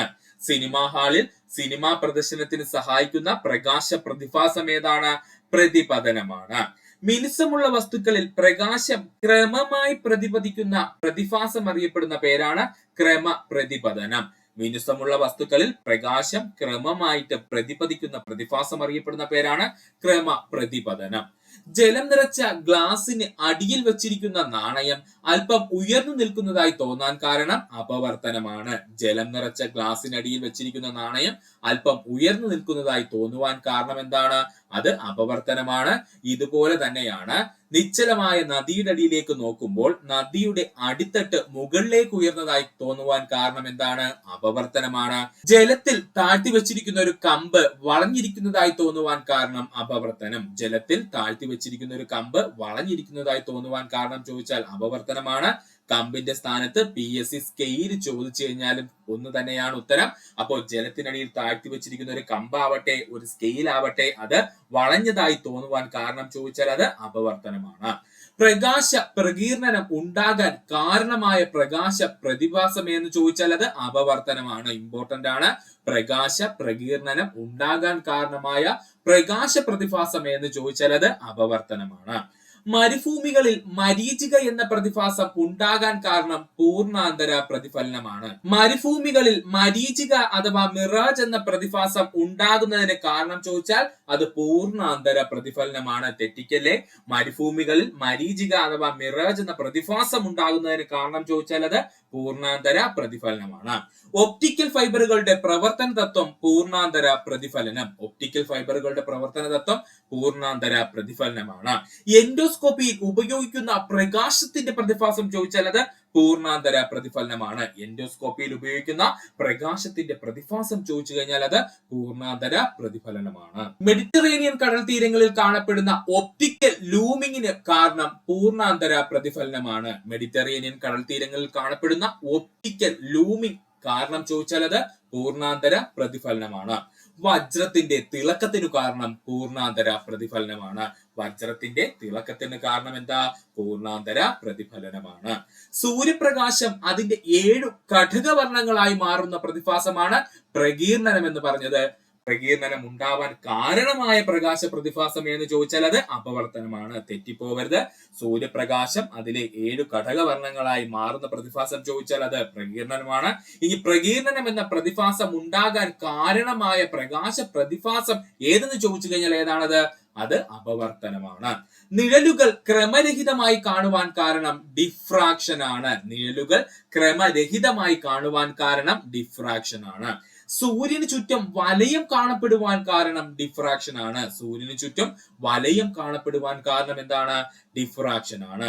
സിഡിയിൽ കാണപ്പെടുന്ന മഴവിൽ നിറങ്ങൾക്ക് കാരണം ഡിഫ്രാക്ഷൻ ആണ്. ഇത് മൂന്നും PSC പ്രീവിയസ് ആയി ചോദിച്ചതാണ്. സിഡിയിൽ കാണപ്പെടുന്ന മഴവിൽ നിറങ്ങൾക്ക് കാരണം എന്തെന്ന് ചോദിച്ചാൽ അത് ഡിഫ്രാക്ഷൻ ആണ്. സോപ്പ് കുമിളയിലും വെള്ളത്തിലുള്ള എണ്ണപ്പാളിയിലും കാണപ്പെടുന്ന മനോഹരമായ വർണ്ണങ്ങൾക്ക് കാരണം ഇന്റർഫെറൻസ് ആണ്. സോപ്പ് കുമിളയിലും വെള്ളത്തിലുള്ള എണ്ണപ്പാളിയിലും കാണപ്പെടുന്ന മനോഹരമായ വർണ്ണങ്ങൾക്ക് കാരണം ചോദിച്ചാൽ എന്താണത്? ഇന്റർഫെറൻസ് ആണ്. ഹോളോഗ്രഫി സാങ്കേതിക വിദ്യക്ക് ഉപയോഗിക്കുന്ന പ്രകാശ പ്രതിഭാസം ഇന്റർഫെറൻസ് ആണ്. ഹോളോഗ്രഫി സാങ്കേതിക വിദ്യക്ക് ഉപയോഗിക്കുന്ന പ്രകാശ പ്രതിഭാസം എന്താണത്? ഇന്റർഫെറൻസ് ആണ്. ഉദയാസ്തമയ സമയങ്ങളിൽ സൂര്യനും ചക്രവാളവും ചുവപ്പ് നിറത്തിൽ കാണുവാൻ കാരണം വിസരണമാണ്. ഉദയാസ്തമയ സമയങ്ങളിൽ സൂര്യനും ചക്രവാളവും ചുവപ്പ് നിറത്തിൽ കാണാൻ കാരണം വിസരണമാണ്. സമുദ്രജലം നീല നിറമുള്ളതായി തോന്നുവാൻ കാരണം എന്താണ്? വിസരണമാണ്. സമുദ്രജലം നീല നിറമുള്ളതായി തോന്നുന്നതിന് കാരണം എന്താണ്? വിസരണമാണ്. ആകാശം നീല നിറത്തിൽ കാണപ്പെടുവാൻ കാരണം വിസരണമാണ്. ഇതാണ് നമ്മുടെ PSC ഇപ്പോൾ ചോദിച്ചത്. ആകാശം നീല നിറത്തിൽ കാണപ്പെടുവാനുള്ള കാരണം എന്താണ്? വിസരണമാണ്. വാൽ നക്ഷത്രത്തിന്റെ വാൽ ദൃശ്യമാകുന്നതിന് കാരണമായ പ്രകാശ പ്രതിഭാസമാണ് ടിൻഡൽ എഫക്റ്റ്. ചോദിക്കാൻ സാധ്യതയുള്ള ചോദ്യമാണ്. വാൽ നക്ഷത്രത്തിന്റെ വാൽ ദൃശ്യമാകാൻ കാരണമായ പ്രകാശ പ്രതിഭാസം എന്താണ്? ടിൻഡൽ എഫക്റ്റ് ആണ്. മഴവിൽ ഉണ്ടാകുന്നതിന് കാരണമായ പ്രകാശ പ്രതിഭാസങ്ങൾ ചോദിച്ചാൽ പ്രകീർണനമാണ് മെയിൻ പ്രതിഭാസം എന്ന് പറയുന്നത്. അതിനോടൊപ്പം തന്നെ പൂർണ്ണാന്തര പ്രതിഫലനവും അപവർത്തനവും സംഭവിക്കുന്നുണ്ട്. ഇമ്പോർട്ടന്റ് ആണ്. മഴവിൽ ഉണ്ടാകുന്നതിന് കാരണമായ പ്രധാനപ്പെട്ട പ്രകാശ പ്രതിഭാസം ചോദിച്ചാൽ അത് പ്രകീർണനമാണ്. അതിനോടൊപ്പം തന്നെ ആരൊക്കെ വരുന്നുണ്ട്? പൂർണ്ണാനന്തര പ്രതിഫലനം നടക്കുന്നുണ്ട്. അതുപോലെ തന്നെ അപവർത്തനവും നടക്കുന്നുണ്ട്. നറോറ ആണവ നിലയം സ്ഥിതി ചെയ്യുന്ന സംസ്ഥാനം ഏതാണ്? നറോറ ആണവ നിലയം സ്ഥിതി ചെയ്യുന്ന സംസ്ഥാനം ഏതാ സുഹൃത്തുക്കളെ? ഉത്തരം ഉത്തർപ്രദേശാണ്. PSCയുടെ സ്ഥിരം ചോദ്യ മേഖലയിൽ നിന്ന് തന്നെ ചോദ്യം ചോദിക്കുന്നു. നറോറ ആണവ വൈദ്യുത നിലയം സ്ഥിതി ചെയ്യുന്ന സംസ്ഥാനം ഏതാണ്? അത് D, ഉത്തർപ്രദേശ് ആണ്. പഠിക്കും. അപ്പോൾ നമുക്ക് ഇന്ത്യയിലെ പ്രധാനപ്പെട്ട ന്യൂക്ലിയർ പവർ സ്റ്റേഷൻസിന്റെ പേര്, അവ ഏത് സംസ്ഥാനത്ത് സ്ഥിതി ചെയ്യുന്നു എന്ന് നോക്കാം സുഹൃത്തുക്കളെ. കാക്രാപാറ ആണവോർജ നിലയം 1993 കമ്മീഷൻ ചെയ്തു. ഇത് ഗുജറാത്തിൽ സ്ഥിതി ചെയ്യുന്നു. കാക്രാപാറ ആണവ വൈദ്യുത നിലയം 1993 കമ്മീഷൻ ചെയ്യുന്നു. ഇത് ഏത് സംസ്ഥാനത്താ? ഗുജറാത്ത് സംസ്ഥാനത്ത്. കൽപ്പാക്കം അല്ലെങ്കിൽ Madras atomic power station 1984 commission ചെയ്തു. സ്ഥിതി ചെയ്യുന്നത് എവിടെയാ? തമിഴ്നാട്ടിലാണ്. പഠിച്ചോളണേ. കൽപ്പാക്കം ആണവ വൈദ്യുത നിലയത്തിന്റെ മറ്റൊരു പേരെന്താ? മദ്രാസ് അറ്റോമിക് പവർ സ്റ്റേഷൻ നിലവിൽ വന്നത് 1984 എവിടെയാണ്? തമിഴ്നാട് സംസ്ഥാനത്ത്. Narora atomic power station commission ചെയ്തത് 1991 ഉത്തർപ്രദേശിലാണ്. ഇതാണ് ഇപ്പൊ അങ്ങോട്ട് ചോദിച്ചത്. Narora atomic power station 1991 commission ചെയ്തു. ഇത് സ്ഥിതി ചെയ്യുന്ന സംസ്ഥാനം ഏതാ? ഉത്തർപ്രദേശാണ്. Kaiga nuclear power plant 2000 commission ചെയ്തു. ഇത് എവിടെയാ സ്ഥിതി ചെയ്യുന്നത്? കർണാടകത്തിലാണ്. Kaiga nuclear power plant commission ചെയ്തത് 2000 ഇത് എവിടെയാ സ്ഥിതി ചെയ്യുന്നത്? കർണാടക സംസ്ഥാനത്തിലാണ്. Rajasthan atomic power station 1973 commission ചെയ്തു. എവിടെയാത്? രാജസ്ഥാനിൽ തന്നെയാണ്. രാജസ്ഥാൻ അറ്റോമിക് പവർ സ്റ്റേഷൻ 1973 നിലവിൽ വന്നു. ഇത് എവിടെയാ? രാജസ്ഥാന്റെ ഭാഗമാണ്. താരാപൂർ അറ്റോമിക് പവർ സ്റ്റേഷൻ 1969 നിലവിൽ വന്നു. ഇത് എവിടെയാ? മഹാരാഷ്ട്ര സംസ്ഥാനത്തിന്റെ ഭാഗമാണ്. ഇതും ഒരുപാട് തവണ PSC പ്രീവിയസ് ആയി ചോദിച്ച ക്വസ്റ്റ്യൻ ആണ്. അതുകൊണ്ട് സ്റ്റേജ് 3 നമുക്കിത് പ്രതീക്ഷിക്കാം. താരാപൂർ അറ്റോമിക് പവർ സ്റ്റേഷൻ 1969 നിലവിൽ വന്നു. എവിടെയാത്? മഹാരാഷ്ട്ര സംസ്ഥാനത്തിന്റെ ഭാഗമായി. കൂടംകുളം ആണവ നിലയം 2013 കമ്മീഷൻ ചെയ്യപ്പെട്ടു. എവിടെയാ? തമിഴ്നാട്ടിലാണ്. കൂടംകുളം ആണവ നിലയം 2013 കമ്മീഷൻ ചെയ്യപ്പെട്ടു. എവിടെയാ നിലവിൽ വന്നത്? തമിഴ്നാടാണ്. ഒന്നുകൂടി പറയാം സുഹൃത്തുക്കളെ, ശ്രദ്ധിച്ചിരിക്കുക. ഏറ്റവും ഇമ്പോർട്ടന്റ് പോയിന്റ് ആണ് പറയുന്നത്. ഇന്ത്യയിലെ പ്രധാനപ്പെട്ട ന്യൂക്ലിയർ പവർ സ്റ്റേഷൻസും അവയുടെ സ്ഥിതി ചെയ്യുന്ന സംസ്ഥാനങ്ങളുമാണ് നമ്മൾ പറഞ്ഞത്. കാക്രാപ്പാറ ആണവോർജ്ജ നിലയം 1993 കമ്മീഷൻ ചെയ്തു. ഇത് ഗുജറാത്ത് സംസ്ഥാനത്തിന്റെ ഭാഗമാണ്. കൽപ്പാക്കം ന്യൂക്ലിയർ പവർ സ്റ്റേഷൻ, അവ അറിയപ്പെടുന്ന മറ്റൊരു പേരെന്താ, മദ്രാസ് അറ്റോമിക് പവർ സ്റ്റേഷൻ, നിലവിൽ വന്നത് 1984 തമിഴ്നാട് സംസ്ഥാനത്തിലാണ് സ്ഥിതി ചെയ്യുന്നത്. നറോറ അറ്റോമിക് പവർ സ്റ്റേഷൻ 1991 നിലവിൽ വന്നു. ഇത് ഉത്തർപ്രദേശ് സംസ്ഥാനത്തിലാണ് സ്ഥിതി ചെയ്യുന്നത്. കൈഗ ന്യൂക്ലിയർ പവർ പ്ലാന്റ് 2000 നിലവിൽ വന്നു. ഇത് കർണാടക സംസ്ഥാനത്തിലാണ് സ്ഥിതി ചെയ്യുന്നത്. രാജസ്ഥാൻ അറ്റോമിക് പവർ സ്റ്റേഷൻ 1973 നിലവിൽ വന്നു. ഇത് എവിടെയാണ് സ്ഥിതി ചെയ്യുന്നത്, രാജസ്ഥാനിലാണ് സ്ഥിതി ചെയ്യുന്നത്. താരാപൂർ അറ്റോമിക് പവർ സ്റ്റേഷൻ 1969 നിലവിൽ വന്നു. ഇത് എവിടെയാണ് സ്ഥിതി ചെയ്യുന്നത്, മഹാരാഷ്ട്ര സംസ്ഥാനത്തിന്റെ ഭാഗമായി സ്ഥിതി ചെയ്യുന്നു. കൂടംകുളം ആണവ വൈദ്യുത നിലയം 2013 നിലവിൽ വന്നു. ഇത് എവിടെയാണ് സ്ഥിതി ചെയ്യുന്നത്, തമിഴ്നാടാണ്. ഇനി നമുക്ക് പഠിക്കാനുള്ളത് എന്ന് ചോദിച്ചാല്, ഇനി നമ്മുടെ കേന്ദ്ര സർക്കാർ കുറച്ച് പുതിയ ആണവ വൈദ്യുത നിലയങ്ങൾക്ക് വേണ്ടിയിട്ടുള്ള പ്രോജക്റ്റുകൾ സ്റ്റാർട്ട് ചെയ്തിട്ടുണ്ട്. അവ ഏതൊക്കെയാണ്, ഏതൊക്കെ സംസ്ഥാനത്തിലാണ് നമ്മൾ പഠിച്ചിരിക്കണം. വളരെ ഇമ്പോർട്ടന്റ് ആണ്. പ്രിലിംസിന് മാത്രമല്ല, സുഹൃത്തുക്കൾക്ക് മെയിൻസിന് ഉപയോഗപ്പെടും ഇങ്ങനെയുള്ള ചോദ്യങ്ങൾ. അതുകൊണ്ട് പഠിച്ചു വെക്കുക. ഇനി നമ്മുടെ ഇന്ത്യയിൽ വരാൻ പോകുന്ന പ്രധാനപ്പെട്ട പുതിയ ന്യൂക്ലിയർ പവർ പ്രോജക്റ്റുകളാണ്. നമുക്ക് നോക്കാം. ചുട്ക മധ്യപ്രദേശ്, ചുട്ക മധ്യപ്രദേശ്. ഖൊരഗ്പൂർ ഹരിയാന, ഖൊരഗ്പൂർ ഹരിയാന. ഭിംപൂർ മധ്യപ്രദേശ്, ഭിംപൂർ മധ്യപ്രദേശ്. മഹി ബൻസ്വര രാജസ്ഥാൻ, മഹി ബൻസ്വര രാജസ്ഥാൻ. ഹരിപ്പൂർ പശ്ചിമ ബംഗാൾ, ഹരിപ്പൂർ പശ്ചിമ ബംഗാൾ. മിതിവൃദ്ധി അല്ലെങ്കിൽ വിരാഠി എന്ന പേരിലും അറിയപ്പെടുന്നുണ്ട്, ഗുജറാത്ത്. മിതിവൃദ്ധി അഥവാ വിരാഠി എവിടെയാണ്, ഗുജറാത്തിലാണ്. കൊവ്വയിൽ ആന്ധ്രാപ്രദേശ്, കൊവ്വയിൽ ആന്ധ്രാപ്രദേശ്. ജയ്താപൂർ മഹാരാഷ്ട്ര, ജയ്താപൂർ മഹാരാഷ്ട്ര. ഇത്രയിലുമാണ് ഇനി നമ്മുടെ ഇന്ത്യയില് പ്രധാനമായിട്ടും ന്യൂക്ലിയർ പവർ പ്ലാന്റുകൾ നിലവിൽ വരാൻ പോകുന്നത്. ഒന്നുകൂടെ പറയാം സുഹൃത്തുക്കളെ, ശ്രദ്ധിക്കുക, വളരെ ഇമ്പോർട്ടന്റ് ആണ്. ചുട്ക മധ്യപ്രദേശ്, ഖൊരഗ്പൂർ ഹരിയാന, ഭിംപൂർ മധ്യപ്രദേശ്, മഹി ബൻസ്വാര രാജസ്ഥാൻ, ഹരിപ്പൂർ പശ്ചിമ ബംഗാൾ, മിതിവൃദ്ധി അല്ലെങ്കിൽ വിരാഠി എന്നറിയപ്പെടുന്നു ഗുജറാത്ത്, കൊവ്വയിൽ ആന്ധ്രാപ്രദേശ്, ജയ്താപൂർ മഹാരാഷ്ട്രയാണ്. ലോകത്തിലെ ആദ്യത്തെ 6G പരീക്ഷണ ഉപഗ്രഹം വിക്ഷേപിച്ച രാജ്യം ഓപ്ഷൻ സി ചൈനയാണ്. ലോകത്തിലെ ആദ്യത്തെ 6G പരീക്ഷണ ഉപഗ്രഹം വിക്ഷേപിച്ച രാജ്യം ഏതാണ്, ചൈനയാണ്. ചൈന 6G സാറ്റലൈറ്റ് വിക്ഷേപിച്ച വർഷം 2020. ചൈന 6G സാറ്റലൈറ്റ് വിക്ഷേപിച്ച വർഷം 2020 ലോകത്തിൽ ആദ്യമായി 6G സംവിധാനം ഫീൽഡ് ടെസ്റ്റ് നടത്തിയ രാജ്യവും ചൈന തന്നെയാണ്. ലോകത്തിൽ ആദ്യമായി 6G സംവിധാനത്തിന്റെ ഫീൽഡ് ടെസ്റ്റ് നടത്തിയ രാജ്യം എന്ന് ചോദിച്ചാൽ അത് ചൈനയാണ്. 2024 ചൈന ലോകത്തിൽ ആദ്യമായിട്ട് 6G സംവിധാനത്തിന്റെ ഫീൽഡ് ടെസ്റ്റ് നടത്തിയത്. അതുകൂടെ ഓർക്കുക. ലോകത്തിൽ ആദ്യമായി 6G ഉപയോഗിക്കുന്നതിന് വേണ്ടിയുള്ള ചിപ്പ് നിർമ്മിച്ച രാജ്യം ചൈനയാണ്. 2025 ചൈന ഈ ചിപ്പ് നിർമ്മിച്ചത്. ലോകത്തിൽ ആദ്യമായി 6G ഉപയോഗിക്കുന്നതിന് വേണ്ടിയുള്ള ചിപ്പ് നിർമ്മിച്ച രാജ്യം ചോദിച്ചാൽ ചൈനയാണ്. 2025 ചൈന ഈ ചിപ്പ് നിർമ്മിക്കുന്നത്. ലോകത്തിൽ രണ്ടാമതായി 6G സാറ്റലൈറ്റ് വിക്ഷേപിച്ച രാജ്യം ജപ്പാനാണ്. ഓർക്കുക, ലോകത്തിൽ രണ്ടാമതായി 6G സാറ്റലൈറ്റ് വിക്ഷേപിച്ച രാജ്യം ഏതാണ്, ജപ്പാനാണ്.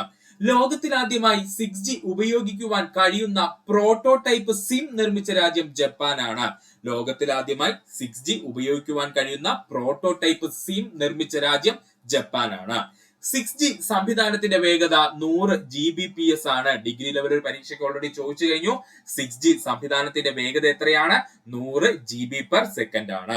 6G സംവിധാനത്തിന്റെ ആവൃത്തി 100 GHz മുതൽ 300 GHz വരെ പഠിച്ചോളണം. 6G സംവിധാനത്തിന്റെ ആവൃത്തി അല്ലെങ്കിൽ ഫ്രീക്വൻസി എത്രയെന്ന് ചോദിച്ചാൽ 100 GHz മുതൽ 300 GHz വരെയാണ്. ഇന്ത്യ ഭാരത് 6G വിഷൻ പദ്ധതി ആരംഭിച്ച വർഷം 2023. ഇനിയുള്ള പരീക്ഷകൾക്ക് ചോദിക്കാൻ സാധ്യതയുള്ള നല്ലൊരു ചോദ്യമാണ്. ഇന്ത്യ ഭാരത് 6G വിഷൻ പദ്ധതി ആരംഭിച്ച വർഷം 2023. അതായത് 2030 കൂടി നമ്മുടെ ഇന്ത്യ മുഴുവൻ 6G സംവിധാനം കൊണ്ടുവരുന്നതിന് വേണ്ടിയിട്ട് കൊണ്ടുവന്ന പദ്ധതിയാണ് എന്ത്, ഭാരത് 6G വിഷൻ എന്ന് പറയുന്നത്. അതുകൂടെ ഓർക്കുക. അടുത്തതായി നമ്മൾ നോക്കാൻ പോകുന്നതാണ് അനർട്ട്. പാരമ്പര്യേതര ഊർജ വികസനത്തിനായി സ്ഥാപിതമായ സ്വതന്ത്ര അധികാരമുള്ള സ്ഥാപനമാണ് അനർട്ട്. സ്ഥാപിതമായ സ്വതന്ത്ര അധികാരമുള്ള സ്ഥാപനമാണ് അനർട്ട്. അനർട്ട് രൂപീകൃതമായ വർഷം 1986. ഇമ്പോർട്ടന്റ് ആണ്. പ്രീവിയസ് PSC ഓൾറെഡി ചോദിച്ച ക്വസ്റ്റ്യനുമാണ്. അനർട്ട് രൂപീകൃതമായ വർഷം 1986. അനർട്ടിന്റെ പൂർണ്ണരൂപം agency for non convention energy and rural technology എന്നാണ്. ഇതും PSC പ്രീവിയസ് ആയി ചോദിച്ചതാണ്, ഓർക്കുക. അനർട്ടിന്റെ പൂർണ്ണരൂപം എന്താണ്? Agency for non conventional energy and rural technology എന്നാണ്. അക്ഷയ ഊർജ ഉപകരണങ്ങൾ രജിസ്റ്റർ ചെയ്യുന്നതിനായി അനർട്ടിൽ ആരംഭിച്ച മൊബൈൽ ആപ്ലിക്കേഷൻ ആണ് സൗരവീഥി. അക്ഷയ ഊർജ ഉപകരണങ്ങൾ രജിസ്റ്റർ ചെയ്യുന്നതിനായി അനർട്ട് ആരംഭിച്ച മൊബൈൽ ആപ്ലിക്കേഷൻ ആണെന്ത്? സൗരവീഥി. അനർട്ടിന് കീഴിൽ കാറ്റിൽ നിന്നും ഏറ്റവും കൂടുതൽ വൈദ്യുതി ഉൽപ്പാദിപ്പിക്കുന്ന ജില്ല ഇടുക്കി ജില്ലയാണ്. ഇടുക്കി ജില്ലയിലെ രാമക്കൽമേട് നിന്നുമാണ് കേരളത്തിൽ ഏറ്റവും കൂടുതൽ കാറ്റിൽ നിന്നും വൈദ്യുതി ഉൽപ്പാദിപ്പിക്കുന്നത്. ഓർക്കണം, അനർട്ടിന്റെ കീഴില് കാറ്റിൽ നിന്നും ഏറ്റവും കൂടുതൽ വൈദ്യുതി ഉൽപ്പാദിപ്പിക്കുന്ന ജില്ല ചോദിച്ചാൽ അത് ഇടുക്കി ജില്ലയാണ്. ഇടുക്കി ജില്ലയിലെ രാമക്കൽമേട് നിന്നുമാണ് കേരളത്തിൽ ഏറ്റവും കൂടുതൽ കാറ്റിൽ നിന്നും വൈദ്യുതി ഉൽപ്പാദിപ്പിക്കുന്നത്. ഈ ഇടുക്കി ജില്ലയിലെ രാമക്കൽമേട് എന്ന് പറയുന്നത് ഒരു പ്രൈവറ്റ് കാറ്റാടിപ്പാടമാണ്. അതുകൂടെ ഓർത്തോളണം കേട്ടോ.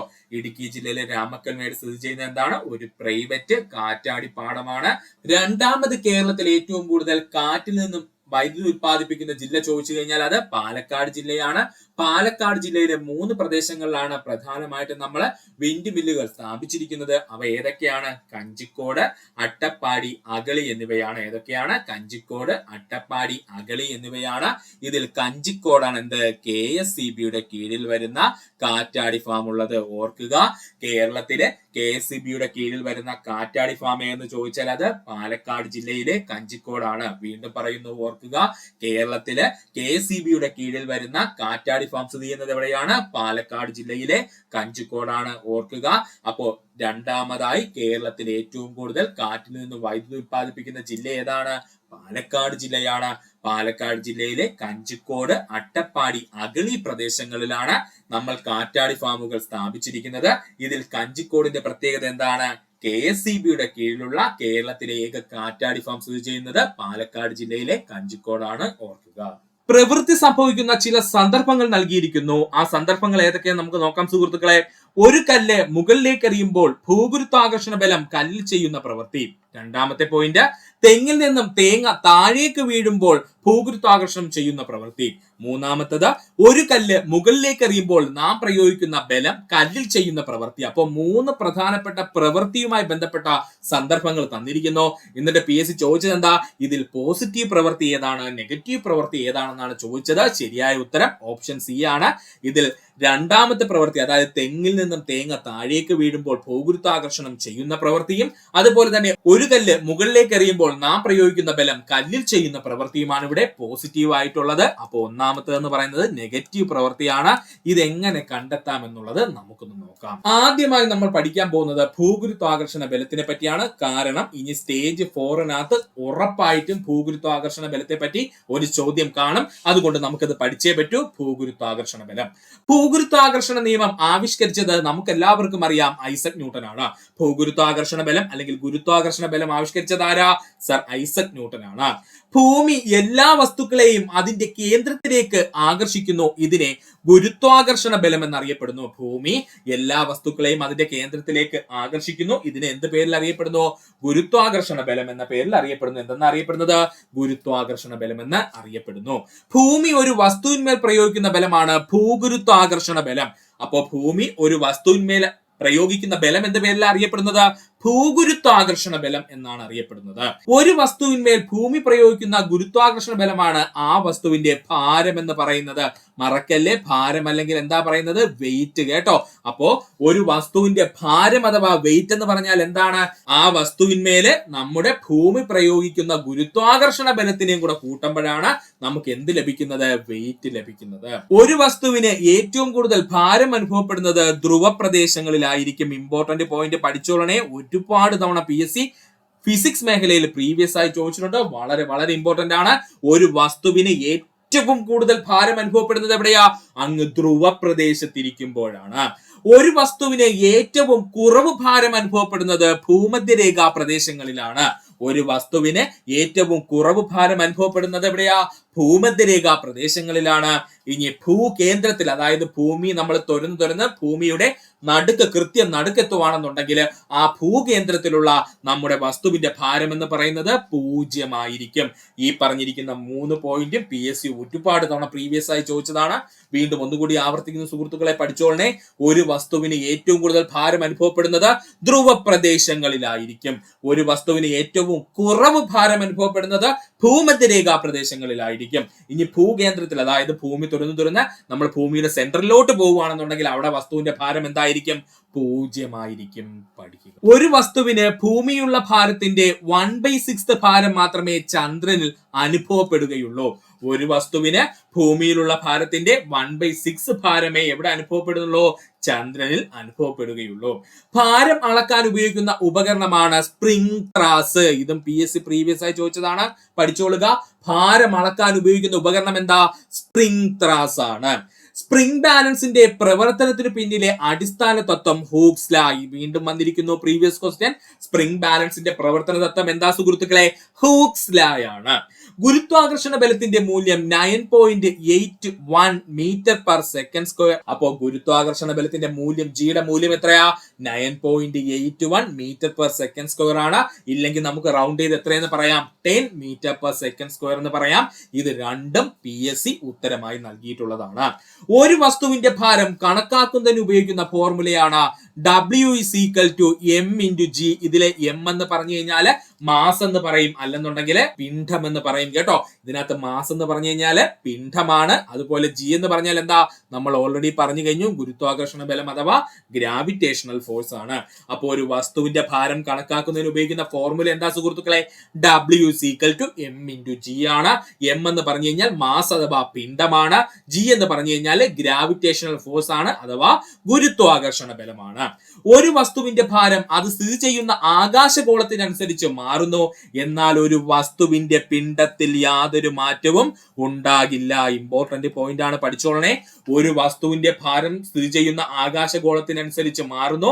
എന്നാൽ ഒരു വസ്തുവിന്റെ പിണ്ഡത്തിന് യാതൊരു മാറ്റവും ഉണ്ടാകുകയില്ല. എക്സാമ്പിൾ ആയിട്ട് പറഞ്ഞു കഴിഞ്ഞാൽ, നമ്മൾ ഏകദേശം 1 കിലോ മാസ് ഉള്ള ഒരു വസ്തു എടുത്തുകൊണ്ട് വന്നിട്ട് നമ്മൾ ചന്ദ്രന് കൊണ്ടുവച്ചിട്ട് അതിന്റെ മാസ് അളന്നാലും സൂര്യന് കൊണ്ടുവച്ച് അതിന്റെ മാസ് അഥവാ പിണ്ഡം അളന്നു കഴിഞ്ഞാൽ പിണ്ഡത്തിൽ വ്യത്യാസം വരൂല. പക്ഷെ എന്തിലാ വ്യത്യാസം വരുന്നത്? വെയിറ്റ് അഥവാ ഭാരത്തില് വ്യത്യാസം വരികയും ചെയ്യും. ഈ ഒരു പോയിന്റ് സുഹൃത്തുക്കള് പഠിച്ചു വെക്കുക. ഒരു വസ്തുവിൽ അടങ്ങിയിരിക്കുന്ന ദ്രവ്യത്തിന്റെ അളവാണ് പിണ്ഡം എന്ന് പറയുന്നത്. മനസ്സിലായല്ലോ? ഒരു വസ്തുവിൽ അടങ്ങിയിരിക്കുന്ന ദ്രവ്യത്തിന്റെ എന്തുമാത്രം ക്വാണ്ടിറ്റി ആ സാധനമുണ്ട് അതിനെയാണ് നമ്മൾ പിണ്ഡം എന്ന് പറയുന്നത്. ഭൗമോപരിതലത്തിൽ നിന്ന് മുകളിലേക്ക് പോയാലും താഴേക്ക് പോയാലും വസ്തുവിന്റെ ഭാരം കുറയുന്നു. നമ്മൾ നേരത്തെ പറഞ്ഞുള്ളൂ, ഭൗമ ഉപരിതലത്തിൽ നിന്ന്, ഭൂമിയിൽ നിന്ന് മുകളിലേക്ക് പോയാലും ഭൂമിയിൽ നിന്നും കുഴിച്ച് താഴേക്ക് പോയാലും വസ്തുവിന്റെ ഭാരം എന്ത് ചെയ്യും? കുറയും. ഏതൊരു വസ്തുവിനും അതിന്റെ ഭാരം കേന്ദ്രീകരിച്ചിരിക്കുന്ന ഒരു ബിന്ദു ഉണ്ടായിരിക്കും. അതിന്റെ പേരാണ് ഭൂഗുരുത്വ കേന്ദ്രം എന്ന്. ഏതൊരു വസ്തുവിനും അതിന്റെ ഭാരം കേന്ദ്രീകരിച്ചിരിക്കുന്ന ഒരു ബിന്ദു ഉണ്ടായിരിക്കും. അതറിയപ്പെടുന്ന പേരെന്താ? ഭൂഗുരുത്വ കേന്ദ്രം എന്നാണ്. വസ്തുക്കളുടെ പിണ്ഡം കൂടുന്നതിനനുസരിച്ച് അവ ഉപയോഗിക്കുന്ന ആകർഷണ ബലവും കൂടുന്നു. പഠിച്ചു വെച്ചോളണേ, ഇമ്പോർട്ടന്റ് ആണ്. വസ്തുക്കളുടെ പിണ്ഡം കൂടുന്നതിന്, അതായത് മാസ് കൂടുന്നതിനനുസരിച്ച് അവ പ്രയോഗിക്കുന്ന ആകർഷണ ബലം എന്ത് ചെയ്യും? കൂടിക്കൊണ്ടിരിക്കും. രണ്ട് വസ്തുക്കളിൽ ഒന്നിന്റെ പിണ്ഡം ഇരട്ടിയായാൽ അവ തമ്മിലുള്ള ആകർഷണ ബലം 2 മടങ്ങാവുന്നു. ഇത് പ്രീവിയസ് ക്വസ്റ്റ്യൻ ആയിട്ട് ചോദിച്ചതാണ്. രണ്ട് വസ്തുക്കളിൽ ഒന്നിന്റെ പിണ്ഡം അഥവാ മാസ് ഇരട്ടിയായി കഴിഞ്ഞാൽ അവ തമ്മിലുള്ള ആകർഷണ ബലം എന്ത് ചെയ്യും? ഇരട്ടിയാകും. ഇതും കൂടെ സുഹൃത്തുക്കളെ പഠിച്ചു വെക്കുക.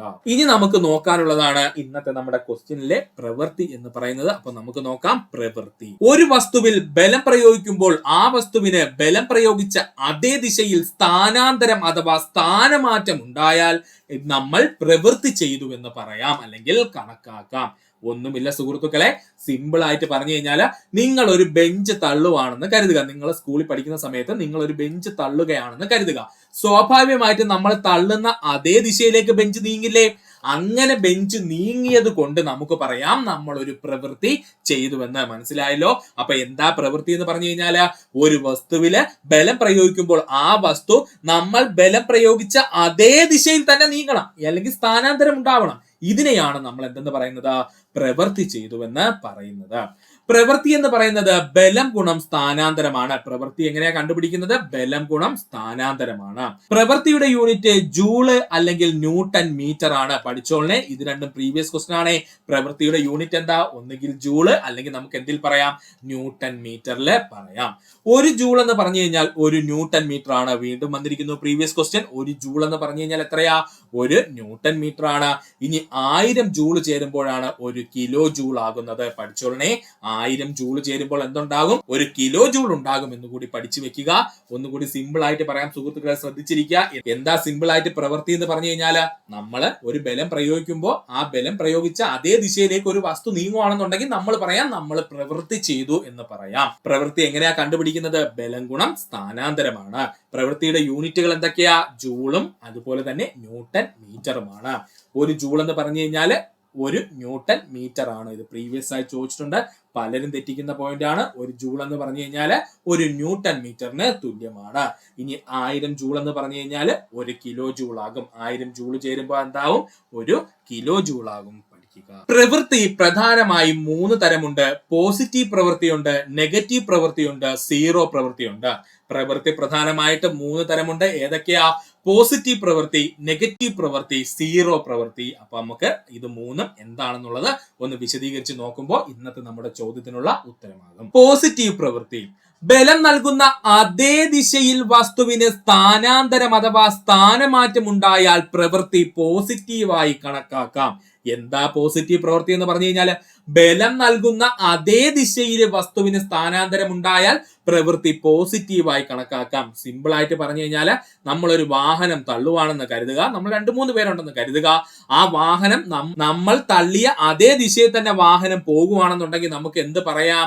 നമ്മൾ ഒരു പ്രവൃത്തി ചെയ്തു എന്ന് പറയാം. ഈസിയാണ്, സിമ്പിൾ ആയിട്ട് ആലോചിച്ചാൽ മതി. നമ്മൾ റോഡിലൂടെ പോകുമ്പോൾ 2-3 പേര് ചേർന്ന് ഒരു വാഹനം തള്ളുവാണ്. നമ്മൾ നോക്കുമ്പോൾ എന്ത് ചെയ്തു? ആ വാഹനം അവർ തള്ളുന്ന അതേ ദിശയിലേക്കാണോ പോയത് എങ്കിൽ നമുക്ക് പറയാം അവർ പ്രവൃത്തി ചെയ്തു എന്ന്. ഇതിന്റെ പ്രധാനപ്പെട്ട ഉദാഹരണങ്ങൾ പറയുമ്പോൾ ഇതുകൂടി മനസ്സിൽ വെച്ചിട്ട് വേണം നിങ്ങൾ ചിന്തിക്കാൻ.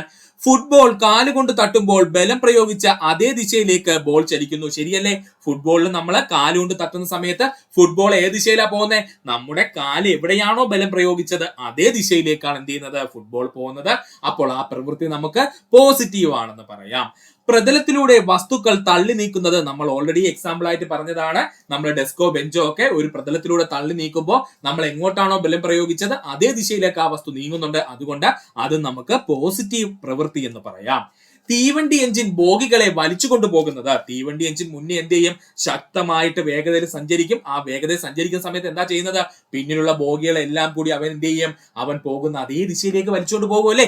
അതുകൊണ്ടല്ലേ നമ്മുടെ ട്രെയിനിന്റെ ബോഗികൾ എഞ്ചിന്റെ അതേ ദിശയിൽ സഞ്ചരിക്കുന്നത്. അതുകൊണ്ട് തന്നെ ആ പ്രവൃത്തി നമുക്ക് എന്തെന്ന് പറയാം? പോസിറ്റീവ് പ്രവൃത്തി എന്ന് പറയാം. ദൂരത്തേക്ക് വീശി എറിയുന്ന കല്ല്. നമ്മൾ കല്ലെടുത്ത് ദൂരത്തേക്ക് വീശി എറിയുമ്പോൾ എന്താ സംഭവിക്കുന്നത്? നമ്മുടെ കയ്യിൽ ഒരു ബലമുണ്ട്. ആ ബലം ഉപയോഗിച്ച് ആ കല്ലിനെ നമുക്ക് ഏത് ദിശയിലേക്കാണോ പോകാനുള്ളത് ആ ദിശയിലേക്ക് ദൂരേക്ക് വലിച്ചെറിയും അല്ലെ? അപ്പോ നമ്മുടെ കയ്യിലുണ്ടായ ആ ബലം ഏത് ദിശയിലേക്കാണോ പോയത് ആ ദിശയിലേക്ക് കല്ല് തെറിക്കും. അതുകൊണ്ട് തന്നെ നമുക്ക് എന്തെന്ന് പറയാം? അതും പോസിറ്റീവ് ആണെന്ന് പറയാം. വീൽ ചെയർ ഉപയോഗിച്ച് രോഗിയെ തള്ളി നീക്കുന്ന സഹായി. വീൽ ചെയർ ഉപയോഗിച്ച് നമ്മൾ എപ്പോഴെങ്കിലും ഒക്കെ സിറ്റുവേഷൻസിൽ ഒരാളെ തള്ളി കാണുമായിരിക്കും. അപ്പൊ എന്താ സംഭവിക്കുന്നത്? നമ്മൾ എങ്ങോട്ടാണോ ബലം പ്രയോഗിക്കുന്നത് ആ ബലം പ്രയോഗിക്കുന്ന ദിശയിലേക്കല്ലേ ആ വീൽ ചെയർ നീങ്ങുന്നത്. അതുകൊണ്ട് നമുക്ക് പറയാം അത് പോസിറ്റീവ് വർക്കാണ് അല്ലെങ്കിൽ പോസിറ്റീവ് പ്രവൃത്തിയാണ് എന്ന്. സ്കേറ്റിംഗ് ബോർഡ് ഉപയോഗിച്ചുള്ള യാത്ര. സ്കേറ്റിംഗ് ബോർഡ് കണ്ടിട്ടില്ലേ സുഹൃത്തുക്കളെ? നമ്മൾ ഇങ്ങനെ പോകുന്നത് സ്കേറ്റിംഗ് ബോർഡിനകത്ത് എന്താ സംഭവിക്കുന്നത്? നമ്മൾ സ്കേറ്റിംഗ് ബോർഡ് കയറി ചെയ്തിട്ട് ജസ്റ്റ് ഒന്ന് തള്ളി കൊടുക്കും അല്ലേ ഫ്രണ്ടിലോട്ടാ? അപ്പോഴല്ലേ സ്കേറ്റിംഗ് ബോർഡ് മുന്നോട്ട് നീങ്ങുന്നത്. അപ്പോ നമ്മൾ എങ്ങോട്ടാണോ തള്ളിയത് അതേ ദിശയിലല്ലേ ആ സ്കേറ്റിംഗ് ബോർഡ് ഉരുണ്ടുപോയത്. അതുകൊണ്ട് ഇവിടെയും നമുക്ക് എന്ത് പറയാം?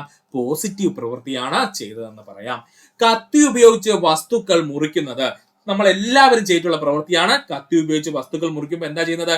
നമ്മൾ കത്തി എടുത്തിട്ട് ശക്തിയായിട്ട് എന്ത് ചെയ്യും? അതിന്റെ അഗ്രഭാഗത്ത് ബലം കൊടുക്കുമ്പോൾ എന്ത് ചെയ്യും? കത്തി പയ്യെ ആ വസ്തുവിലേക്ക് ആഴ്ന്നിറങ്ങി പോകുമല്ലേ? അപ്പൊ എന്താ സംഭവിക്കുന്നത്? കത്തി നമ്മൾ എങ്ങോട്ടാണോ ബലം കൊടുത്തത് അതേ ദിശയിൽ സഞ്ചരിച്ചുകൊണ്ടല്ലേ ആ വസ്തു മുറിഞ്ഞത്. അപ്പോൾ നമുക്ക് പറയാം അവിടെ ചെയ്യുന്ന പ്രവൃത്തിയും എന്താണ്? പോസിറ്റീവ് പ്രവൃത്തിയാണ് നമ്മൾ ചെയ്തതെന്ന്.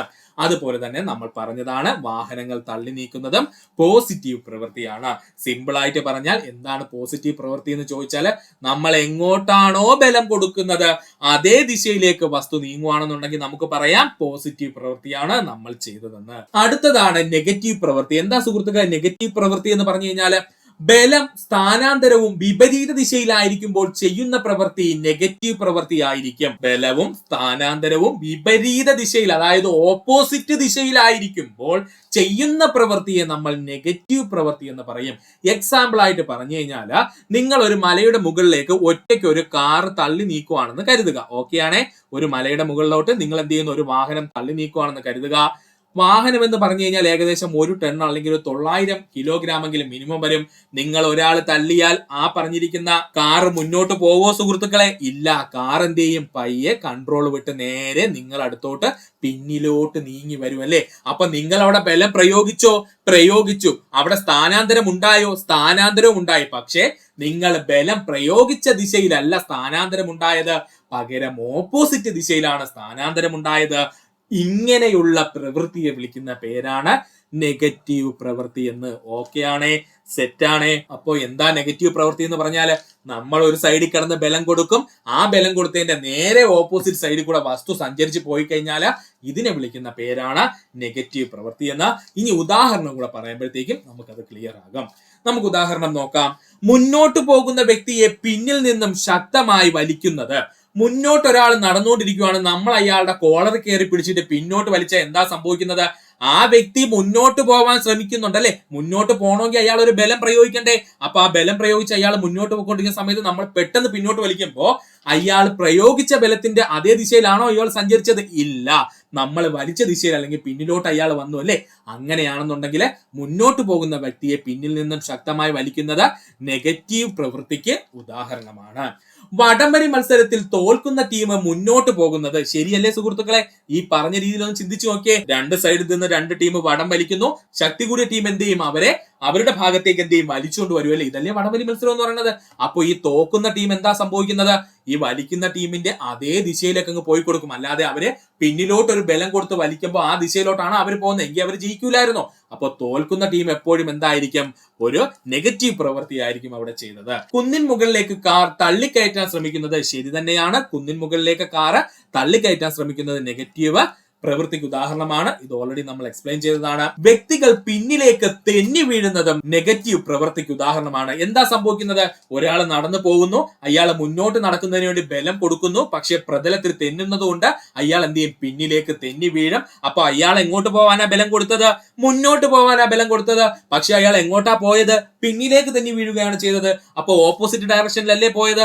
അതുകൊണ്ട് നമുക്ക് പറയാം, വ്യക്തികൾ പിന്നിലേക്ക് തെന്നി വീഴുന്നത് നെഗറ്റീവ് പ്രവൃത്തിക്ക് ഉദാഹരണമാണ്. ചലിച്ചുകൊണ്ടിരിക്കുന്ന ഫുട്ബോൾ ചവിട്ടി നിർത്താൻ ശ്രമിക്കുന്നത്. ഇവിടെ പന്ത് ചെയ്യുന്ന പ്രവൃത്തിയാണ് നെഗറ്റീവ്. അത് ചിന്തിച്ചോളണേ, ഡൗട്ട് ഉണ്ടാവും. ചലിച്ചുകൊണ്ടിരിക്കുന്ന ഒരു ഫുട്ബോളിനെ നമ്മൾ ചവിട്ടി നിർത്താൻ ശ്രമിക്കുമ്പോൾ ആ ഫുട്ബോൾ ആരുടെയോ കാലിലെ ബലം കൊണ്ട് അതേ ദിശയിൽ സഞ്ചരിച്ച് വരുമായിരുന്നു. എന്നാൽ നമ്മൾ പെട്ടെന്ന് ചവിട്ടി നിർത്തുമ്പോൾ എന്താ സംഭവിക്കുന്നത്? ആ വന്നുകൊണ്ടിരുന്ന ദിശയ്ക്ക് എന്ത് ചെയ്യും? വ്യത്യാസം വരുമല്ലേ? അല്ലെങ്കിൽ ബോള് അതുവരെ ആ ബലത്തിന്റെ അതേ ദിശയിൽ പോയ ബോള് പെട്ടെന്ന് എന്ത് ചെയ്യും? നിശ്ചലമായിട്ട് മറ്റൊരു ദിശയിലേക്ക് പോകാൻ ശ്രമിക്കും. അപ്പൊ ഇതിനെ നമുക്ക് എന്തെന്ന് പറയാം? നെഗറ്റീവ് വർക്ക് അല്ലെങ്കിൽ പ്രവൃത്തി എന്ന് പറയാം. റോഡിലൂടെ സഞ്ചരിക്കുന്ന കാറിന്മേൽ ഘർഷണ ബലം ചെയ്യുന്ന പ്രവൃത്തി നെഗറ്റീവ് പ്രവൃത്തി. റോഡിലൂടെ സഞ്ചരിക്കുന്ന കാറിന്മേൽ ഘർഷണ ബലം ചെയ്യുന്ന പ്രവൃത്തി എന്താണ്? നെഗറ്റീവ് പ്രവൃത്തിയാണ്. എന്താ സുഹൃത്തുക്കളെ ഘർഷണ ബലം എന്ന് പറഞ്ഞു കഴിഞ്ഞാൽ നമുക്ക് എല്ലാവർക്കും അറിയാം. സിമ്പിൾ ആയിട്ട് പറഞ്ഞു കഴിഞ്ഞാൽ 2 വസ്തുക്കൾ തമ്മിൽ സർഫസ് ടു സർഫസ് ഉരഞ്ഞു നീങ്ങുവാണെന്ന് കരുതുക, അല്ലെങ്കിൽ 2 വസ്തുക്കളുടെ പ്രതലങ്ങൾ തമ്മിൽ ഉരഞ്ഞു നീങ്ങുവാണെന്ന് കരുതുക. അപ്പൊ എന്താ സംഭവിക്കുന്നത് ചോദിച്ചാൽ, ഇതിൽ ഏതെങ്കിലും ഒരു പ്രതലം മറ്റൊരു പ്രതലത്തിന്റെ ചലനത്തെ എന്ത് ചെയ്യും? അങ്ങ് തടഞ്ഞു നിർത്തും. ഇതിന് സിമ്പിൾ ആയിട്ട് ഇതിനെയാണ് പറയുന്നത് എന്തെന്ന്? കർഷണ ബലം എന്ന് പറയുന്നത്. അപ്പൊ ഈ വാഹനങ്ങളുടെ കേസിൽ എന്താ സംഭവിക്കുന്നത്? വാഹനങ്ങൾ റോഡിലൂടെ ഇങ്ങനെ ഉരുണ്ട് നീങ്ങുവാണല്ലേ? വാഹനങ്ങൾ ഉരുണ്ട് നീങ്ങണമെങ്കിൽ അവിടെ ഒരു ഫോഴ്സ് വേണ്ടേ? അല്ലെങ്കിൽ ഒരു ബലം കൊടുക്കണ്ടേ? ആ ബലം കൊടുക്കുന്ന അതേ ദിശയിലാണല്ലോ വാഹനങ്ങൾ സഞ്ചരിക്കുന്നത്. എന്നാൽ കർഷണ ബലം എന്ത് ചെയ്യും? നമ്മളെ റോഡിലെ ഈ ടയറിനെ പിടിച്ചു നിർത്താൻ ശ്രമിക്കും. നീ പോണ്ട ഇവിടെ നില്ലെന്ന് പറഞ്ഞ് പിടിച്ചു നിർത്താൻ ശ്രമിക്കും. എന്നാൽ വാഹനത്തിന്റെ ശക്തമായ ഫോഴ്സ് കാരണം ഈ പറയുന്ന കർഷണ ബലത്തിനെ ഭേദിച്ചുകൊണ്ട് എന്ത് ചെയ്യും? വാഹനം മുന്നോട്ട് പോകും. ഇങ്ങനെയുള്ള സിറ്റുവേഷനിൽ നമ്മൾ കർഷണ ബലത്തിന് എടുത്ത് നോക്കിക്കഴിഞ്ഞാൽ കർഷണ ബലം വാഹനം പോകുന്നതിനെതിരെയാണ് എന്ത് ചെയ്യുന്നത്? ബലം കൊടുക്കുന്നത്.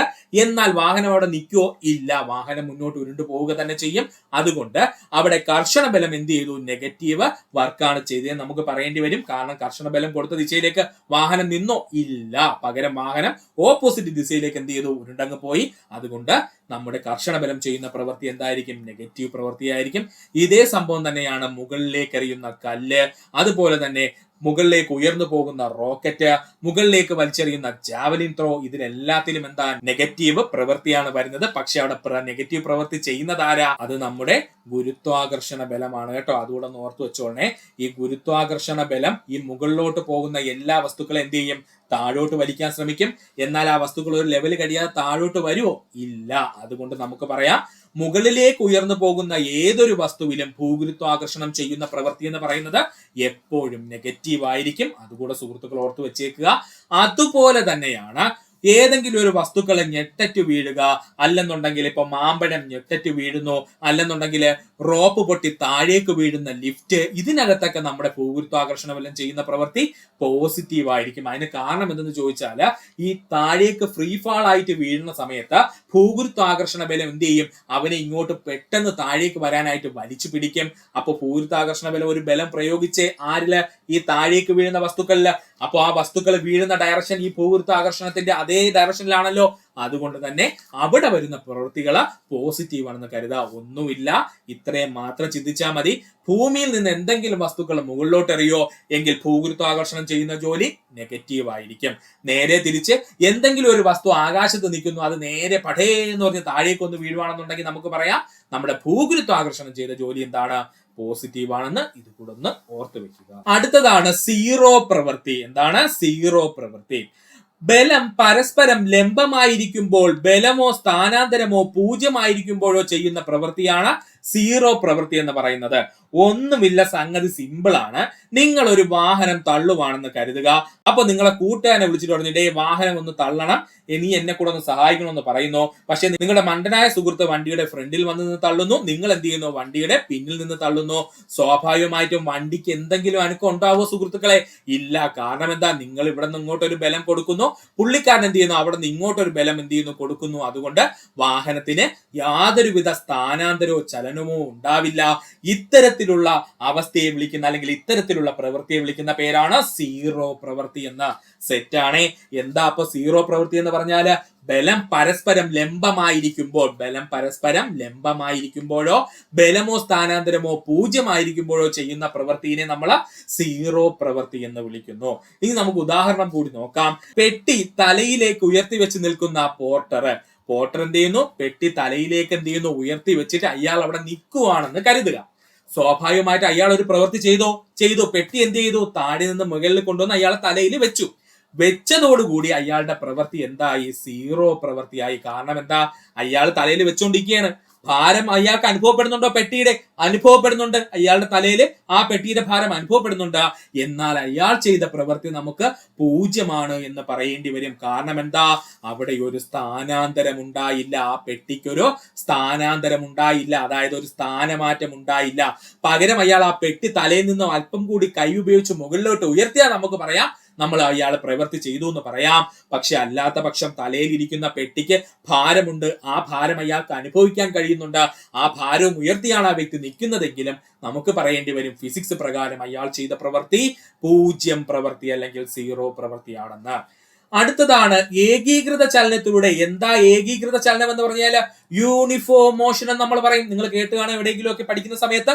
യൂണിഫോം മോഷൻ അഥവാ ഏകീകൃത ചലനത്തിലൂടെ കടന്നു പോകുന്ന ഒരു വസ്തു ചെയ്യുന്ന പ്രവൃത്തി പൂജ്യമായിരിക്കും.